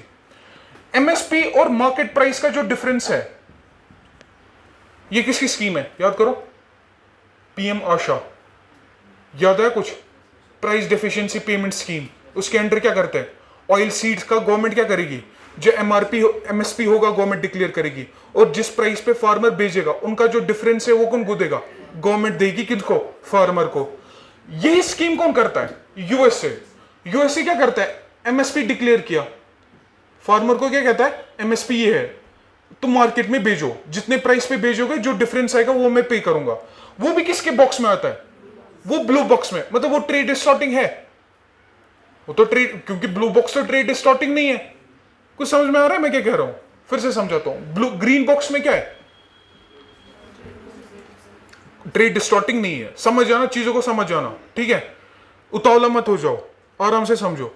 ग्रीन बॉक्स में क्या है, ट्रेड डिस्टॉर्टिंग नहीं है, जैसे सर R&D, सीड्स बेहतर बनाए, हाँ, केमिकल फर्टिलाइजर्स बेहतर बनाए, ठीक है, इनकम सपोर्ट दिया फार्मर को। डोंट यू थिंक कि अगर गवर्नमेंट ये क्या देगी, पीएम किसान, इस पे कोई रेस्ट्रिक्शन नहीं है, कल को 6,000 से 12,000 कर दे, वो तो ग्रीन बॉक्स में, कोई भी कंट्री WTO में नहीं जाएगी, बोलेगी क्या ये कंट्री क्या कर रही है, ये ट्रेड डिस्टॉर्टिंग मेजर्स यूज कर रही है, भाई वो तो नॉन ट्रेड डिस्टॉर्टिंग है। रिसेंटली कौन गया था, ऑस्ट्रेलिया, कहां गया था, WTO में, क्या बताने, इंडिया को बताने की इंडिया जो है शुगर केन इंडस्ट्री को क्या कर रहा है, जो ट्रेड डिस्टॉर्टिंग सपोर्ट है वो काफी ज्यादा दे रहा है। कुछ समझे, इसका मतलब ग्रीन बॉक्स क्या है, नॉन ट्रेड डिस्टॉर्टिंग है। अब ब्लू बॉक्स में है क्या, सब प्रोडक्शन को क्या करना है, लिमिट करना है। एक तो ये पॉइंट है वो जो आपको पता चली, प्रोडक्शन को लिमिट करना है। दूसरा पॉइंट जो मैं बता रहा हूं कि जो डेफिशिएंसी पेमेंट है, MSP and what, market price में जो डिफरेंस है, वो अगर तुमने पे किया किसको, फार्मर को, वो किस बॉक्स में आता है, मतलब उसमें भी क्या नहीं है, कोई सीलिंग लिमिट, यानी कल को तुम्हें कोई भी कंट्री WTO में नहीं बोलेगी कि तुम क्या कर रहे हो, तुम डिस्टॉर्ट कर रहे हो, क्योंकि वो तो ब्लू बॉक्स में। तो पीएम आशा क्या है, ब्लू बॉक्स, बट एमएसपी किसमें, ट्रेड डिस्टॉर्टिंग, इनपुट सब्सिडीज किसमें। डोंट यू थिंक कि गवर्नमेंट को ये बॉक्स और ये बॉक्स, इंडियन गवर्नमेंट को ये बढ़ाना चाहिए, उसको क्या करना चाहिए, उसको कम करना चाहिए। कुछ समझा मैं क्या कह रहा हूं, लॉजिक समझ में आ रहा है मैं क्या कह रहा हूं।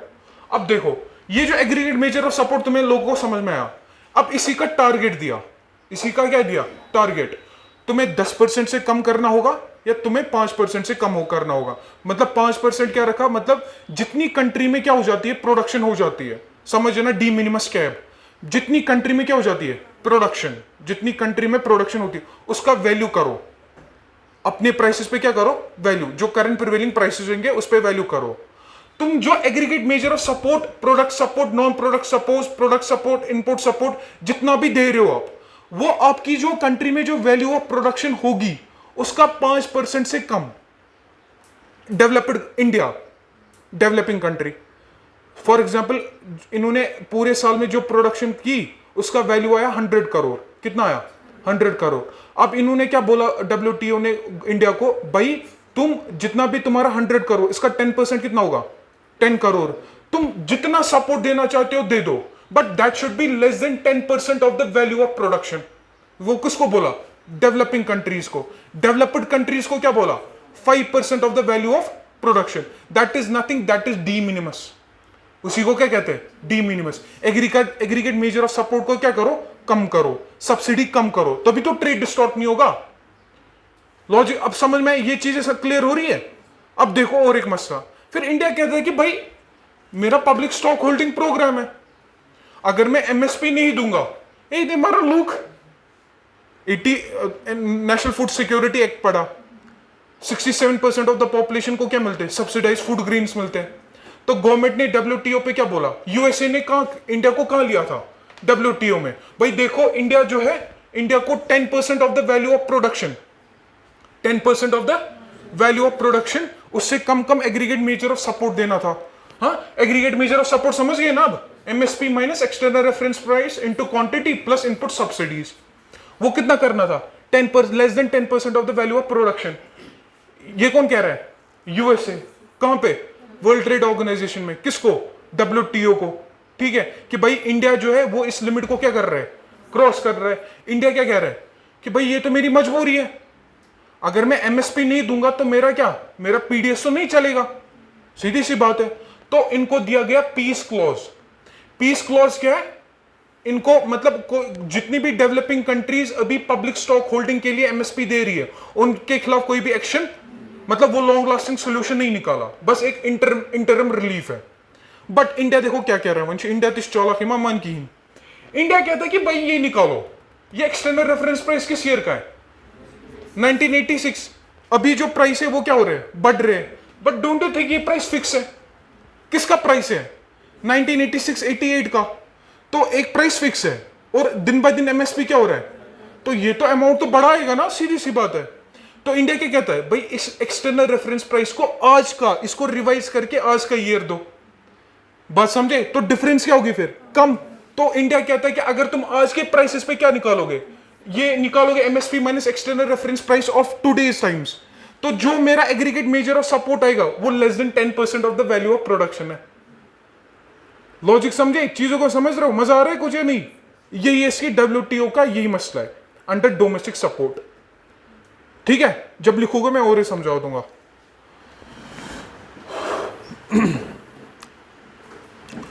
डोमेस्टिक सपोर्ट में लिखो,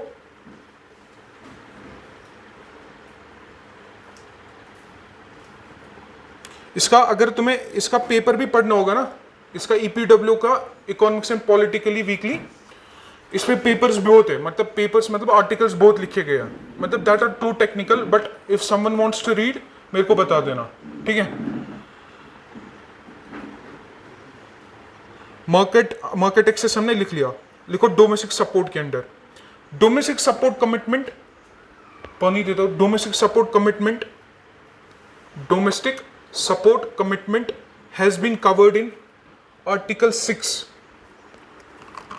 of the AOA.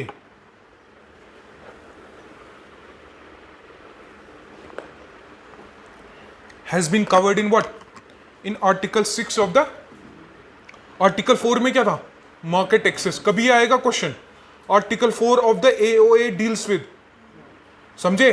एक आया था क्लाइमेट चेंज पे क्वेश्चन आया था, annexure B deals with which countries, ऐसा कुछ आया था, बात समझे मैं क्या कह रहा हूं।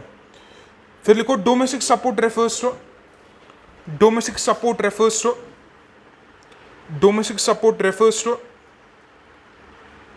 government subsidies such as government subsidies such as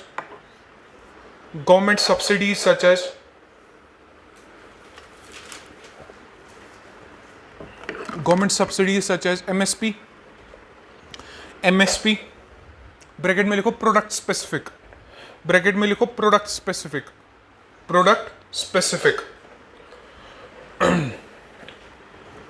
और इनपुट सब्सिडीज, ब्रैकेट बंद, और इनपुट सब्सिडीज,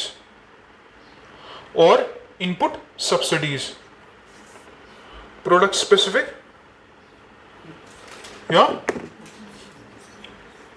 और इनपुट सब्सिडीज, ठीक है, which are provided at the domestic level, which are provided at the domestic level, which are provided at the domestic level,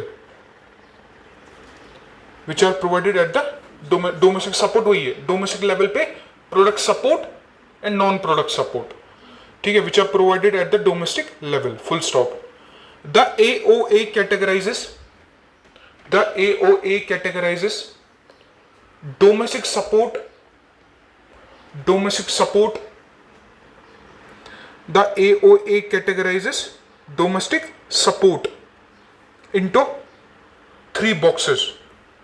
Into what? Three boxes. अब पहले ये बनाओ, यही फिर से बना रहा हूं, इसको ऐसे बनाना। चीजें समझ में आ रही है?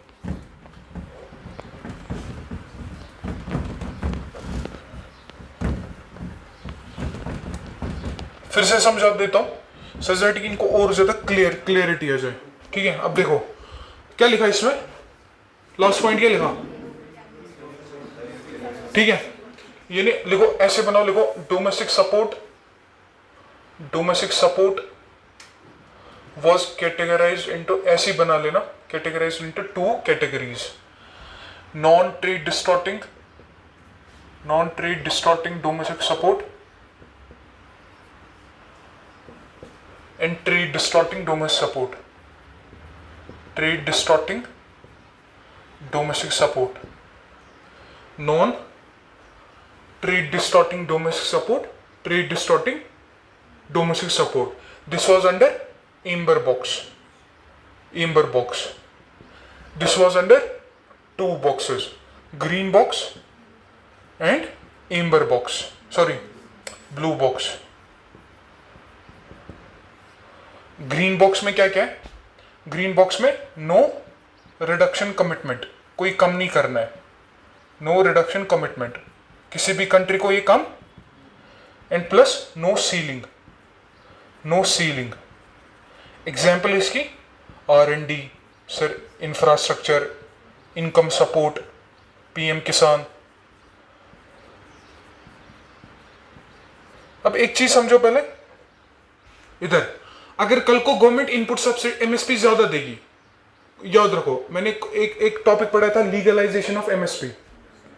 अगर गवर्नमेंट क्या देगी, अब MSP को लीगलाइज करेगी, डोंट यू थिंक हर कोई कंट्री इंडिया को कहां ले जाएगी फिर, समझे? दैट इज वाई गवर्नमेंट क्या नहीं दे रही, लीगलाइज MSP को नहीं कर रही है, ठीक है। फिर से समझा दूंगा बाद में।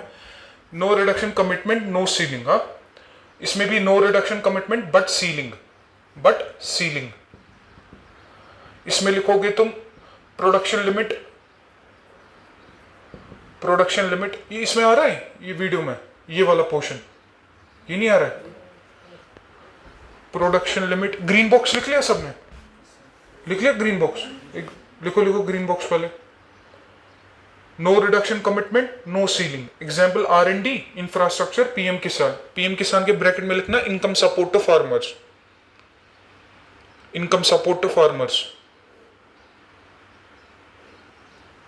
Income support to farmers. Income support to what? Farmers.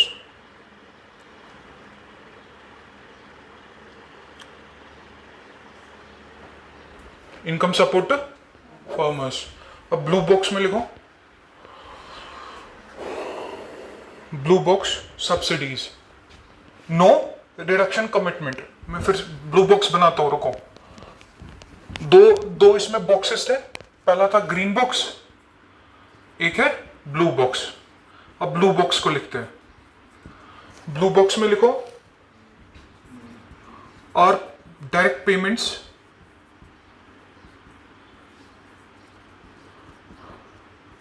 given to farmers in the form of deficiency payments. Deficiency payments मतलब MSP माइनस मार्केट प्राइस, जो डिफरेंस होगा वो पे किया जाएगा। Include direct payments given to farmers in the form of deficiency payments, ठीक है, in the form of deficiency payments. Example लिखो इंडिया की, इसमें PM Asha, PM Asha, PM Asha, PM Asha. Second लिखो इसमें production limit, production limit, production limit programs. Production को क्या करना है, लिमिट करना है। जैसे फॉर एग्जांपल राइस की एग्जांपल दे रहा था मैं, 10 हेक्टेयर से 5 ही में ग्रो करो, 5 के लिए गवर्नमेंट क्या तुम्हें दे रही है, सब्सिडी दे रही है, उसी को कहते हैं प्रोडक्शन लिमिट प्रोग्राम्स।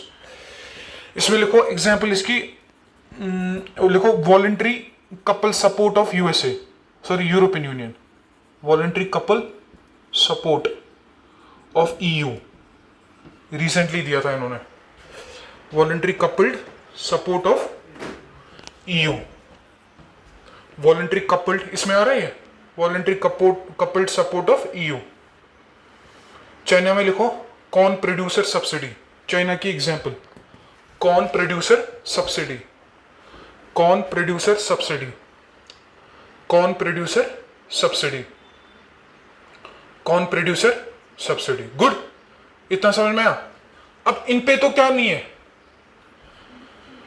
इन पे तो कोई अब रिडक्शन कमिटमेंट है नहीं, तो don't you think government of India को क्या करना चाहिए, बढ़ाना क्या चाहिए, green box and blue box. वही तो गवर्नमेंट कर रही है, पीएम किसान, पीएम आशा, पीएम किसान ग्रीन बॉक्स में, पीएम आशा। अब समझ में आ रहा है तो गवर्नमेंट क्यों शिफ्ट कर रही है from what, MSP to PM Kisan and PM Asha, ताकि क्योंकि कोई भी कंट्री गवर्नमेंट ऑफ इंडिया को कहां नहीं ले जा सकती है, डब्ल्यूटीओ में कहेगी कि भाई तुम ट्रेड को क्या कर रहे हो, डिस्टॉर्ट कर रहे हो। लॉजिक समझ में, आप चीजें समझ में आ रही है, तो ऐसे अपोज होना, ठीक है। अब देखो, अब लिखो trade distorting domestic support, trade distorting domestic support, trade distorting domestic support, trade distorting domestic support, trade distorting domestic support. इसमें लिखो आप product subsidy, product specific subsidy plus non product specific subsidy.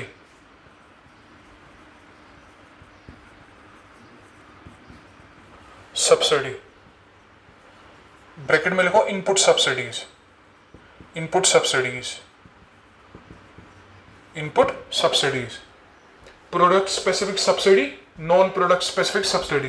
Product specific subsidy में लिखो MSP, और इसमें तुम्हें पता है फर्टिलाइजर वगैरह एमएसपी। हाँ, गुड, क्लियर हो रही है चीजें। अब देखो product specific plus non product specific, जब इनको सम करेंगे इनका इसका क्या कहते हैं, इनको डब्ल्यूटीओ की टर्मिनोलॉजी में AMS, aggregate measure of support, ठीक है, एग्रीगेट मेजर ऑफ सपोर्ट। अब इसी के दो कंपोनेंट है, ये एक कंपोनेंट है, ये एक कंपोनेंट है। इधर देखो पहले, हाँ ये मैं लिखा दूंगा, टेंशन मत लो, टाइम दे दूंगा। ट्रेड डिस्टॉर्टिंग में product specific, non product specific. Product specific subsidy में क्या था, MSP. Non product specific subsidy में इनपुट सब्सिडीज। अब इसको पहले कैलकुलेट करेंगे। क्या लिखा था मैंने, MSP minus external reference price, किस ईयर का था, 1986 टू 88, इन 2 ईयर्स का एवरेज, इनटू जितना क्वांटिटी क्या कर रहे हो, प्रोक्योर कर रहे हो, ठीक, plus input subsidies, plus input क्या, सब्सिडीज, ठीक है, समझे? अब देखो इनका जो वैल्यू आएगा, इसका जो वैल्यू आएगा, डेवलपिंग कंट्रीज के लिए डिफरेंट टारगेट था, डेवलप्ड कंट्रीज के लिए डिफरेंट टारगेट था। डेवलप्ड कंट्रीज को बोला 5% of the value of production, 5% of the, जितना ये है, जितना इसका वैल्यू होगा वो एटलीस्ट किससे कम होना चाहिए, less than 5% of the value of, sorry, less than 5% of the value of production, less than और equal to 5% of the value of, developing countries के लिए 10% of the value of production. ठीक, इन्हीं का नाम, ये जो 5% लिखा ना मैंने, 10% लिखा, इन्हीं का नाम क्या है, डी मिनिमस, कम से कम इतना, इससे ज्यादा। अब एग्जाम्पल किसकी दी थी, अब देखो इंटरेस्टिंग चीज, इधर इधर सब, अगर मैंने लिखा गवर्नमेंट शुगर पे क्या देती है, FRP, fair and remunerative prices, ठीक। अब एक्सटर्नल रेफरेंस प्राइस किस ईयर का कैलकुलेट करेंगे शुगर का, 1990, 1986 टू 88, इनटू करेंगे जितनी गवर्नमेंट क्वांटिटी क्या कर रही है, राइस की प्रोक्योर कर रही है, और राइस के लिए गवर्नमेंट क्या देती है, बाकी सब सब्सिडीज, उसका अमाउंट आया। जितनी कंट्री में राइस की क्या हो रही है, सॉरी शुगर की क्या हो रही है, प्रोडक्शन हो रही है, समझ जाना, जितनी कंट्री में क्या हो रही है, इंडिया में शुगर की प्रोडक्शन कर रही है, इसका जो वैल्यू आना चाहिए वो 10%, less than 10% of the value of the production of sugar, उससे क्या आना चाहिए, कम आना चाहिए। बट ऑस्ट्रेलिया ने रिसेंटली डब्ल्यूटीओ में क्या बोला, भाई इंडिया के जो फार्मर्स है 10% से क्या दे रहे हैं, 10% इस लिमिट्स को क्रॉस कर रहे हो, बात समझे। बट इंडिया ने क्या बोला, भाई ये जो ये प्राइस है 1986, 86, 88, ये तो कब का फिक्स हो चुका है, अभी का प्राइस लाओ ना। तो अगर जो एक अभी का प्राइस लाएंगे तो इनके बीच में जो डिफरेंस होगी वो क्या फिर होगी, वो कम हो जाएगी। जो डिफरेंस कम हो जाएगी ऑटोमेटिकली जो 10% of the value of the production of the sugar उससे कम आएगा। वो चीजें समझ में आ रही है, समझ ही आएंगे कि बनाओ ये product specific subsidy, MSP, non product specific subsidy, input subsidies, इनको मिला के क्या बनता है, एग्रीगेट मेजर ऑफ सपोर्ट। ठीक है, एग्रीगेट मेजर ऑफ सपोर्ट के दो कंपोनेंट्स को कैलकुलेट करते हैं। लिखो MSP minus ERP, external reference price. ये किस प्राइस पे बेस्ड है, 1986 टू 88, ठीक है, 1986 टू 88 ये बेस ईयर पे प्राइस है इसका, इनटू क्वांटिटी जो गवर्नमेंट क्या करेगी, प्रोक्योर करेगी। लिखो quantity that is procured plus input subsidies. इसका वैल्यू कितना होना चाहिए फॉर डेवलप्ड कंट्रीज के लिए, लेस देन 5%। यहीं पे लिखो, नीचे लिखो, फिर नीचे इसके नीचे लिखो डेवलपिंग कंट्रीज के लिए क्या टारगेट था, डेवलप्ड कंट्रीज के लिए क्या टारगेट था। डेवलपिंग कंट्रीज के लिए less than 10% of the value of production, developed countries के लिए less than 5% of the value of production. ठीक,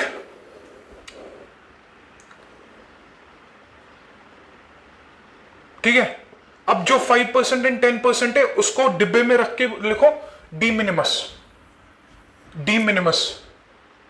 डी मिनिमस,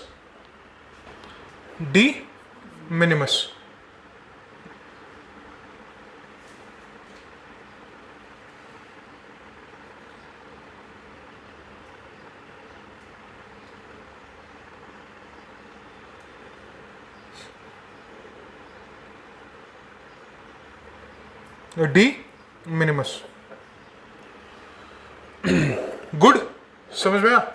अब ये कॉन्सेप्ट समझ में आया कि हर कोई कंट्री क्यों इंडिया को कहां ले रही है, डब्ल्यूटीओ में। लॉजिक है भाई 10% से। अब अगर फॉर एग्जांपल कल को यूएस से बोलेगा भाई जो तुमने राइस को क्या किया है, जो तुम राइस पे एमएसपी दे रहे हो, प्लस इनपुट सब्सिडीज दे रहे हो, वो ग्रेटर देन 10%, जो एग्रीगेट मेजर ऑफ सपोर्ट है, greater than 10% of the value of the production of what, rice. जिस कॉमोडिटी का तुम कर रहे हो ना, वही कॉमोडिटी का वैल्यू लेना है पूरे साल में जितना प्रोडक्शन कर रहे हो। अब चीजें कॉन्सेप्ट क्लियर हो रहे कि नहीं? Write down India's concerns regarding fixed external price. India's concerns regarding fixed external price. ERP लिखो. India's concerns regarding fixed external reference price.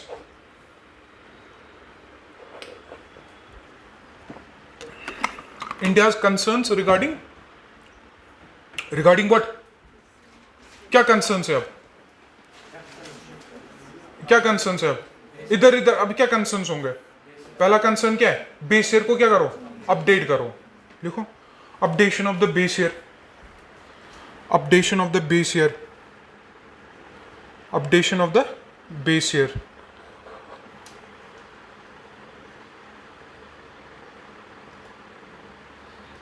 Updation of the base year. बस इतना ही रखना. Updation of the base year such that, लिखो such that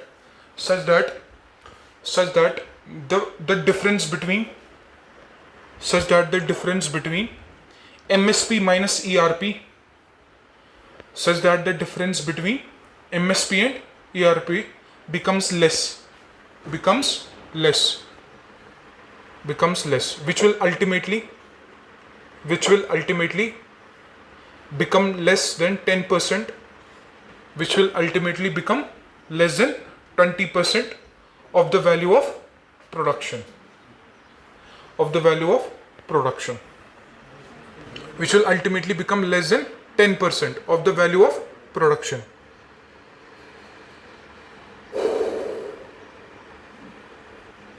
चीजें समझे? अब question ये है, अगर गवर्नमेंट ने एमएसपी को क्या किया? लीगलाइज किया. मतलब गवर्नमेंट को अब क्या लेना पड़ेगा? एमएसपी पे ही लेना पड़ेगा. अब क्योंकि डब्ल्यूटीओ में क्या नहीं है, डब्ल्यूटीओ अपना बेस ईयर प्राइस को क्या, बेस ईयर पीरियड को, एक्सटर्नल रेफरेंस प्राइस को क्या नहीं कर रहा? अपडेट नहीं कर रहा. और हर साल गवर्नमेंट एमएसपी को क्या कर रही है? बढ़ा रही है. डिफरेंस क्या हो जाएगा? क्रॉप्स भी ज्यादा, डिफरेंस. फिर तो 10% क्या वैल्यू ऑफ प्रोडक्शन, फिर ये 60-70% of the value of production को भी क्रॉस करेगा. फिर हर कोई कंट्री का ड्रैग करेगी इंडिया को WTO, which becomes problematic for a particular country. समझे? चीजें समझ में आई? Write down third pillar, export subsidies. अब export subsidies, export subsidies, export subsidies. अब अगर तुम्हें कोई क्वेश्चन पूछेगा कि सर अगर राइस का देखते हैं, राइस का एमएसपी, तो राइस गवर्नमेंट प्रोक्योर कर रही है at MSP, at procurement prices. I told you MSP are less than procurement prices. Procurement prices greater होते किससे? Told you the distinction between. ठीक है, तो मैं ये कह रहा हूं कि अब अगर मैं कोई कंट्री है, हाँ कोई कंट्री है, फॉर एग्जाम्पल कनाडा, क्योंकि कनाडा और इंडिया के रिलेशन अभी सही नहीं है. कनाडा गया डब्ल्यूटीओ क्या बोलने कि भाई राइस पे जो तुम क्या दे रहे हो, एग्रीगेट मेजर ऑफ सपोर्ट दे रहे हो, ये डिफरेंस, ये तो 10% of the value of the production of rice से भी ग्रेटर है. ठीक, तो इंडिया तो मसले में आ जाएगा. तो इंडिया को क्या बोलेगा ये वर्ल्ड ट्रेड ऑर्गेनाइजेशन? भाई इसको तो कम करो.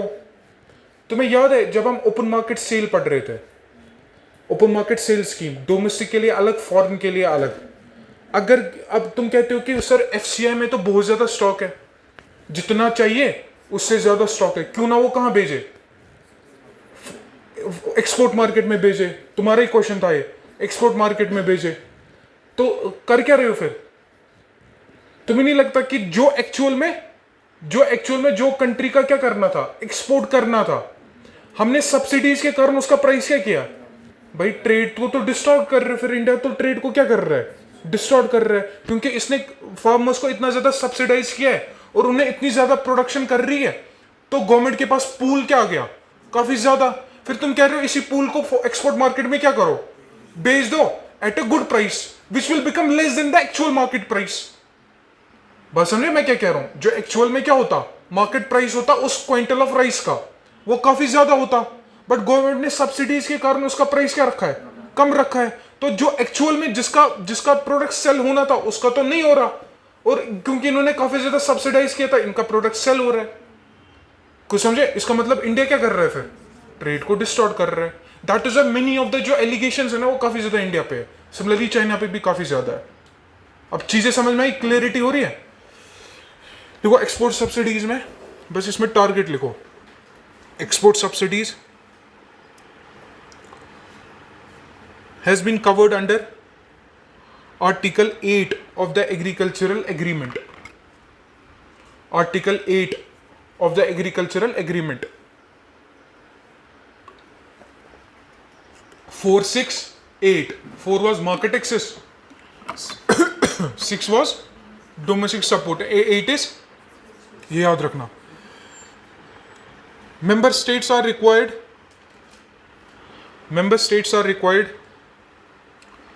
to decrease the monetary expenditure on export subsidies.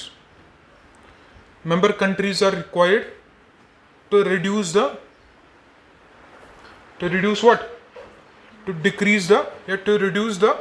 monetary expenditure on export subsidies. To reduce the monetary expenditure on what? Export subsidies पे जो monetary expenditure है वो क्या करो? कम करो। कितना कम करो? पहले लिखो डेवलप्ड कंट्रीज के लिए target. Developed countries reduce the value of export subsidies, reduce the value of export subsidies developed countries के लिए bye 36%, by 36%, and the quantity of subsidized exports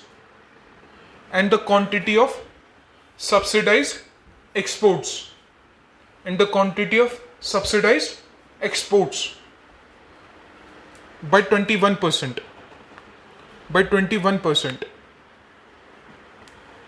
with respect to base period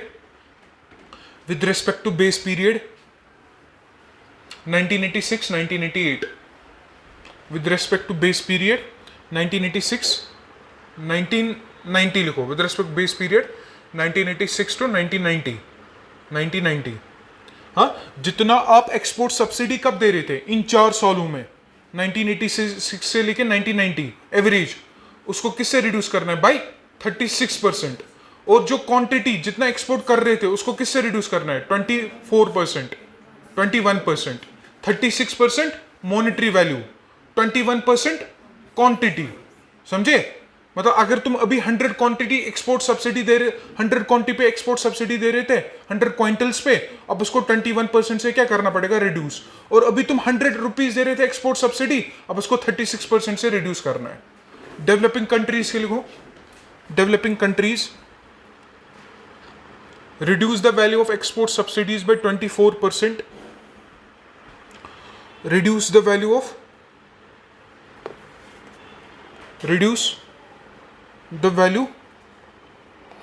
of export subsidies by 24%, and the quantity of subsidized exports by 14%. Reduce the value of export subsidies by what? By 24%, and the quantity of subsidized exports by 14%. Base period वही है, within 10 years. Within 10 years. Within 10 years. Within 10 years. चीजें समझे? यानी export subsidies इधर export subsidies सब इधर देखो, उनका value quantity, value developed countries को 36%, क्वांटिटी 21%। डेवलपिंग कंट्रीज कितने सालों में? 5 सालों में। डेवलप्ड कंट्रीज को 24% क्या? Value of the export subsidies, और क्वांटिटी 14%। ताकि हर किसी कंट्री को क्या मिले? फेयर कंपटीशन मिले। चीजें समझे? अब सबको लॉजिक समझ में आ रहा है? Right down next, peace clause.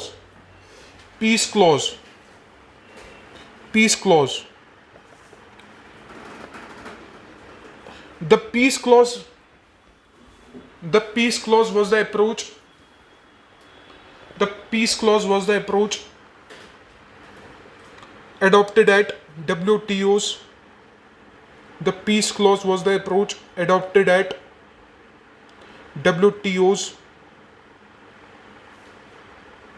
Was the approach adopted at WTO's Bali Ministerial Conference, Bali, Indonesia, Bali, BALI, Bali, Bali Ministerial Conference 2013, Bali Ministerial Conference 2013. हाँ, कब हुआ था ये? ठीक है, 2013 में. देखो, it protects developing countries, it protects developing countries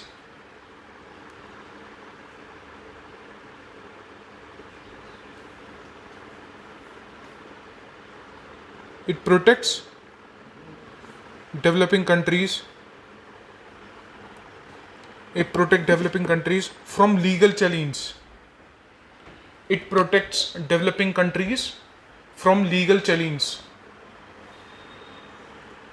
regarding their breach of subsidy limits, regarding their breach of subsidy limits, regarding their breach of subsidy limits for agricultural products, for agricultural products, for agricultural products.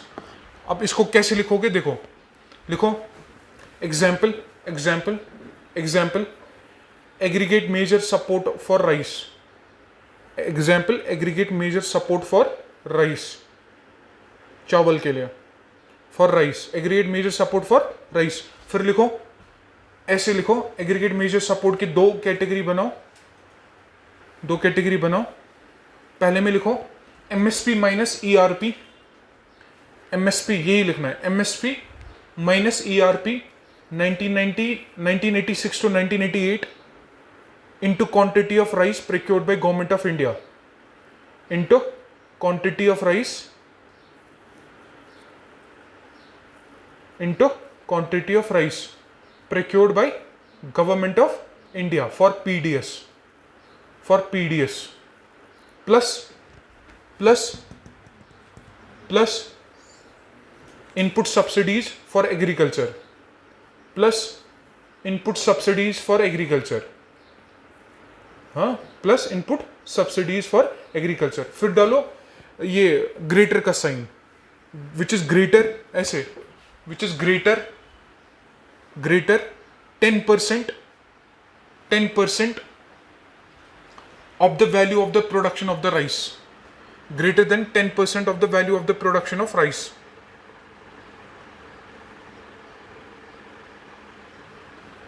अगर ये 10% है, ठीक है, 10% of the value of the production of rice, हर कोई country कहाँ ले जाएगी इंडिया को? WTO में. बट क्या रखा है, कौन सा क्लॉज पढ़ो, पीस क्लॉज क्या है? It protect developing countries from legal challenge regarding their breach of subsidy limits for agricultural products. ठीक है, वो स्पेशली वो एग्रीकल्चरल प्रोडक्ट जो क्या है, जो फूड सिक्योरिटी के लिए एक पर्टिकुलर कंट्री के लिए इंपॉर्टेंट है, तभी मैंने लिखा फॉर PDS. ठीक है, लिखो नेक्स्ट पॉइंट इसी के under. However, the peace clause is not a long-term solution. However, the peace clause is not a long-term solution. However, the peace clause is not a long-term solution. There have been ongoing negotiations. There have been ongoing negotiations to find a permanent resolution for issues. There have been ongoing negotiations to find a permanent resolution for issues. To find a permanent resolution for issues related to public stockholding. Related to public stockholding. Related to public stockholding. Related to what? Public stockholding. Bracket में लिखो PDS. PDS. हाँ, फिर लिखो for food security purposes. For food security purposes. For food security purposes. For food security purposes. For food security purposes. Good. इतना समझ में आया? तीनों पिलर समझ में आया? एक बार पढ़ो अब तीनों पिलर. तीनों पिलर अभी पढ़ो. तीनों पिलर पढ़ो, रीड देम वंस, एक बार पढ़ो फिर से देखो कहीं पे कंफ्यूजन है मेरे को बताओ अभी।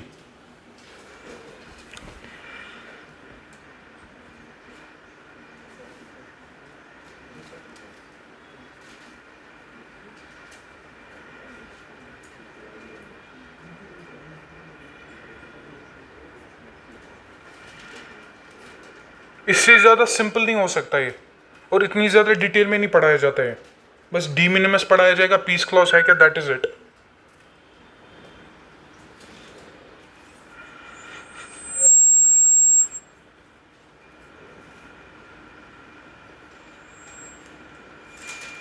पढ़ो अच्छे से पहले, इंपॉर्टेंट टॉपिक है। हाँ?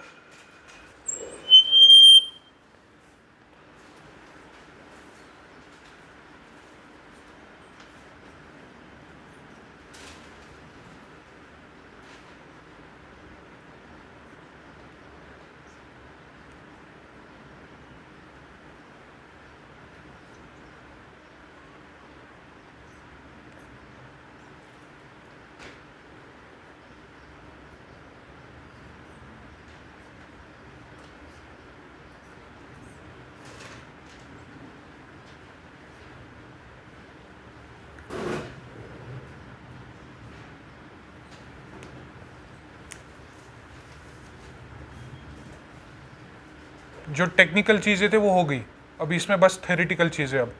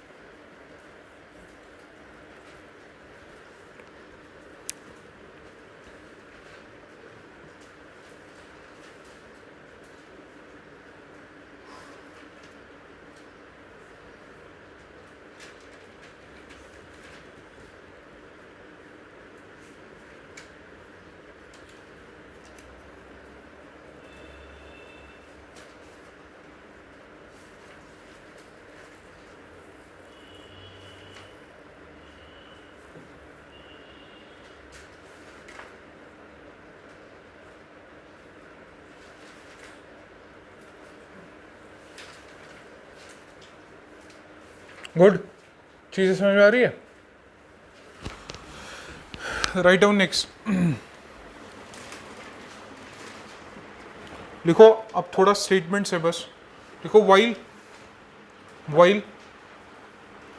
एग्रीमेंट ऑन एग्रीकल्चर, इसमें और दो तीन चीज़ें पढ़नी है। एक तो पढ़ना है special safeguard mechanism, special and differential box, और रिसेंटली जो कॉन्फ्रेंस हुई थी उसके क्या आउटकम्स है। दो तीन चीज़ें वो कल की क्लास में, अभी बस ये लिखो थोड़ा।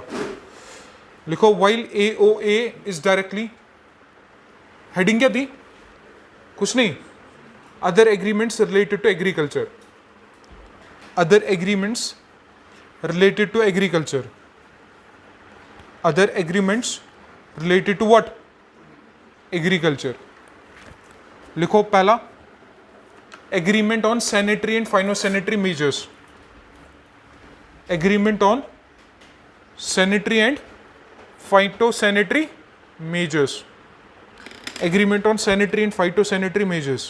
Second,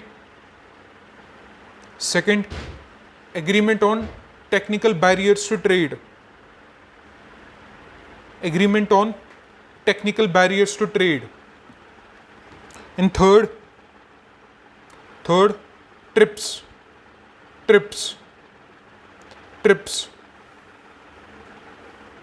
लिखो, हाँ ये 3 और एग्रीमेंट है, इसके अलावा 2 और एग्रीमेंट है। कौन कौन सा है? गेट्स पढ़ा है ना, और ट्रिम्स, ये 2 एग्रीमेंट और है, समझे? इन्हीं एग्रीमेंट्स की वजह से क्या बना है? WTO बना है, ठीक है। अब एक चीज बताओ मेरे को, डोंट यू थिंक कि ये जो एग्रीमेंट ऑन एग्रीकल्चर है, it is entirely against whom? Against whom? Developing countries. किसकी फेवर में? अब और ज्यादा मैं कल पढ़ाऊंगा, मतलब कि कैसे डेवलप्ड कंट्रीज ने इसको कैसे क्या किया, और ज्यादा मैनिपुलेट किया है, मतलब इसके लूप होल्स कल बताऊंगा, ठीक है। आज भी बता सकता था, बट अभी पहले ये लिखो, अगर टाइम मिला तो पढ़ा दूंगा। लिखो, इसमें लिखो section 2 of the article says that, section 2 of the article, इसमें इसी में, मतलब ये 3 एग्रीमेंट्स लिखे ना, इसके नीचे लिखो section 2 of the article says that, किसका आर्टिकल ये अभी पता चलेगा।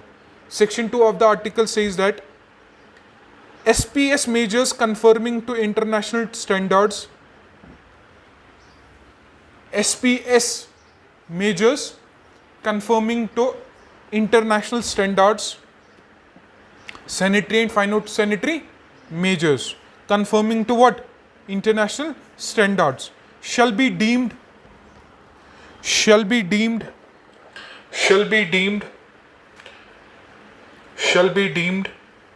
conforming to international standards, shall be deemed to be necessary, shall be deemed to be necessary, shall be deemed to be necessary for the protection of human, animal, for the protection of humans का biological name क्या है? Homo sapiens. किस family को belong करता है? होमोनिडाई। होमोनिडाई में कौन कौन आता है? Gorillas, orangutans, chimpanzees.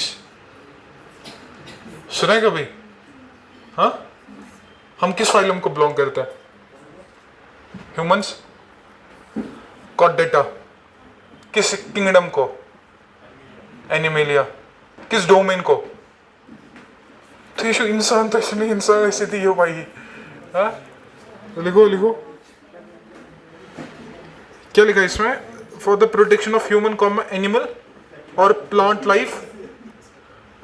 लाइफ, यहाँ पे एंथ्रो किसका है? हाँ, हम जीनस क्या हमारा? होमो, और उसमें एक ही स्पीशीज है होमो सेपियन। बाकी सब स्पीशीज कहाँ गई? होमो हैबिलिस, होमो इरेक्टस, निएंडरथल, ऑस्ट्रेलोपाइथिकस, वो कहाँ गए? एक्सटिंक्ट। होमो हैबिलिस कौन था?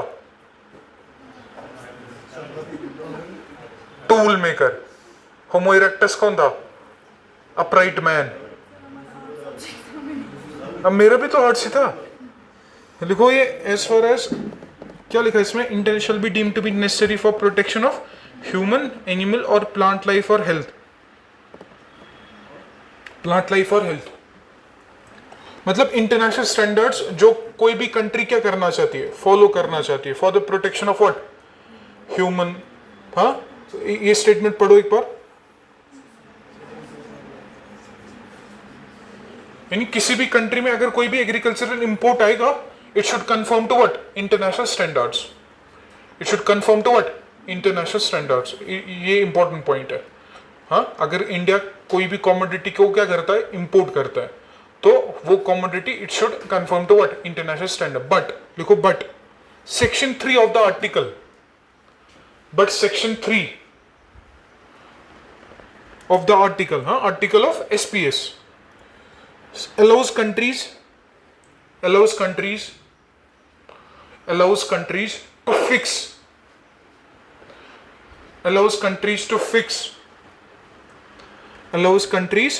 fix higher standards than international standards.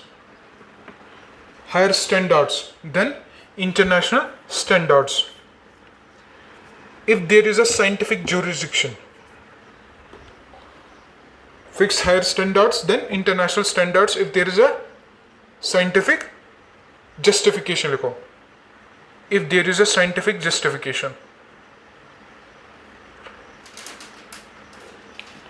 मतलब सेक्शन 2 क्या है? हर किसी कंट्री का जो भी कमोडिटी वो एक्सपोर्ट करेगी, it should confirm to what? International standards. वो हर किसी कंट्री के लिए कॉमन होंगे. बट सेक्शन 3 क्या कहता है कि कोई भी कंट्री हायर स्टैंडर्ड्स को क्या रख सकती है, but that should be based on what? Scientific justification. इसी को सबसे ज्यादा एक्सप्लॉइट कौन करेगा? Developed countries. समझे? रिसेंटली जब बासमती राइस को क्या किया गया था? बैन किया गया था European union, and one of the justification was this. समझे आप? क्योंकि section 3 of the SPS allows countries to do what? To set higher standards, but there should be a what? Scientific justification. फिर India क्या कहता है इनको कि भाई जो तुमने क्या लगाया, बैन लगाइए, it is not on scientific justification. अब साइंटिफिकली ये जस्टिफाइड, ये इंडिया का कहना होता है. फिर समझे? Write down last point. Under trips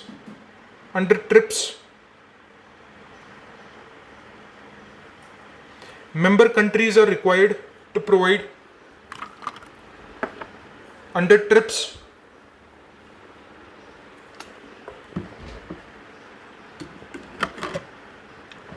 member countries are required to provide for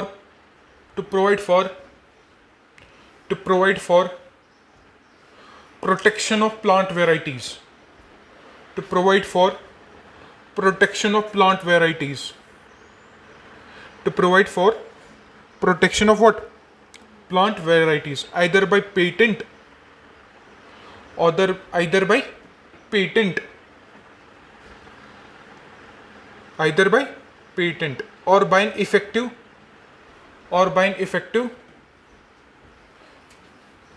effective sui generis, SUIGENERIS system, by an effective sui generis system, or by any combination of both,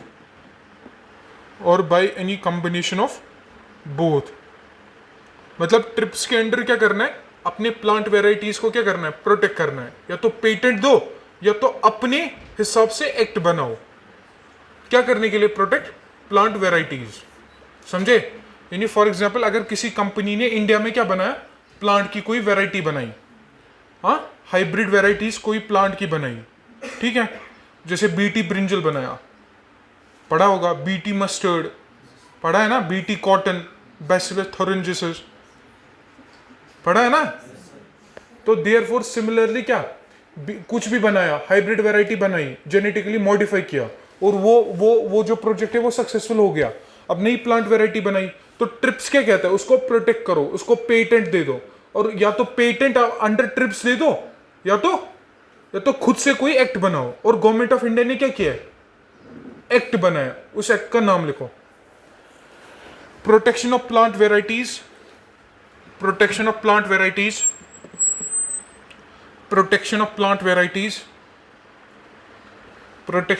varieties and Farmers Rights Act, protection of plant varieties and Farmers Rights Act 2001. Good. WTO समझ में आ? अब इसमें देखो क्या क्या पढ़ना है. एक तो जो ये एग्रीमेंट ऑन एग्रीकल्चर है, ये कैसे अगेंस्ट है? To whom? Developing countries. India का क्या स्टांस है? इंडिया क्या चाहता है कि इसमें क्या चेंजेस आए? और थर्ड जो इसमें पढ़ना है कि वो है impact of globalization on agriculture. Impact on globalization, impact of globalization on agriculture. Globalization का क्वेश्चन एक्चुअल में सोसाइटी में आता है। Impact of what? Globalization on old age person, ये क्वेश्चन आया था। इवन तो ये पढ़ते नहीं है बट मैं पढ़ा दूंगा। ये 3 टॉपिक है इसके अंडर, डन योर WTO। फिर बस वो नबार्ड वबार्ड वो एजेंसीज रहती है, दैट विल बी इट। मजा आया?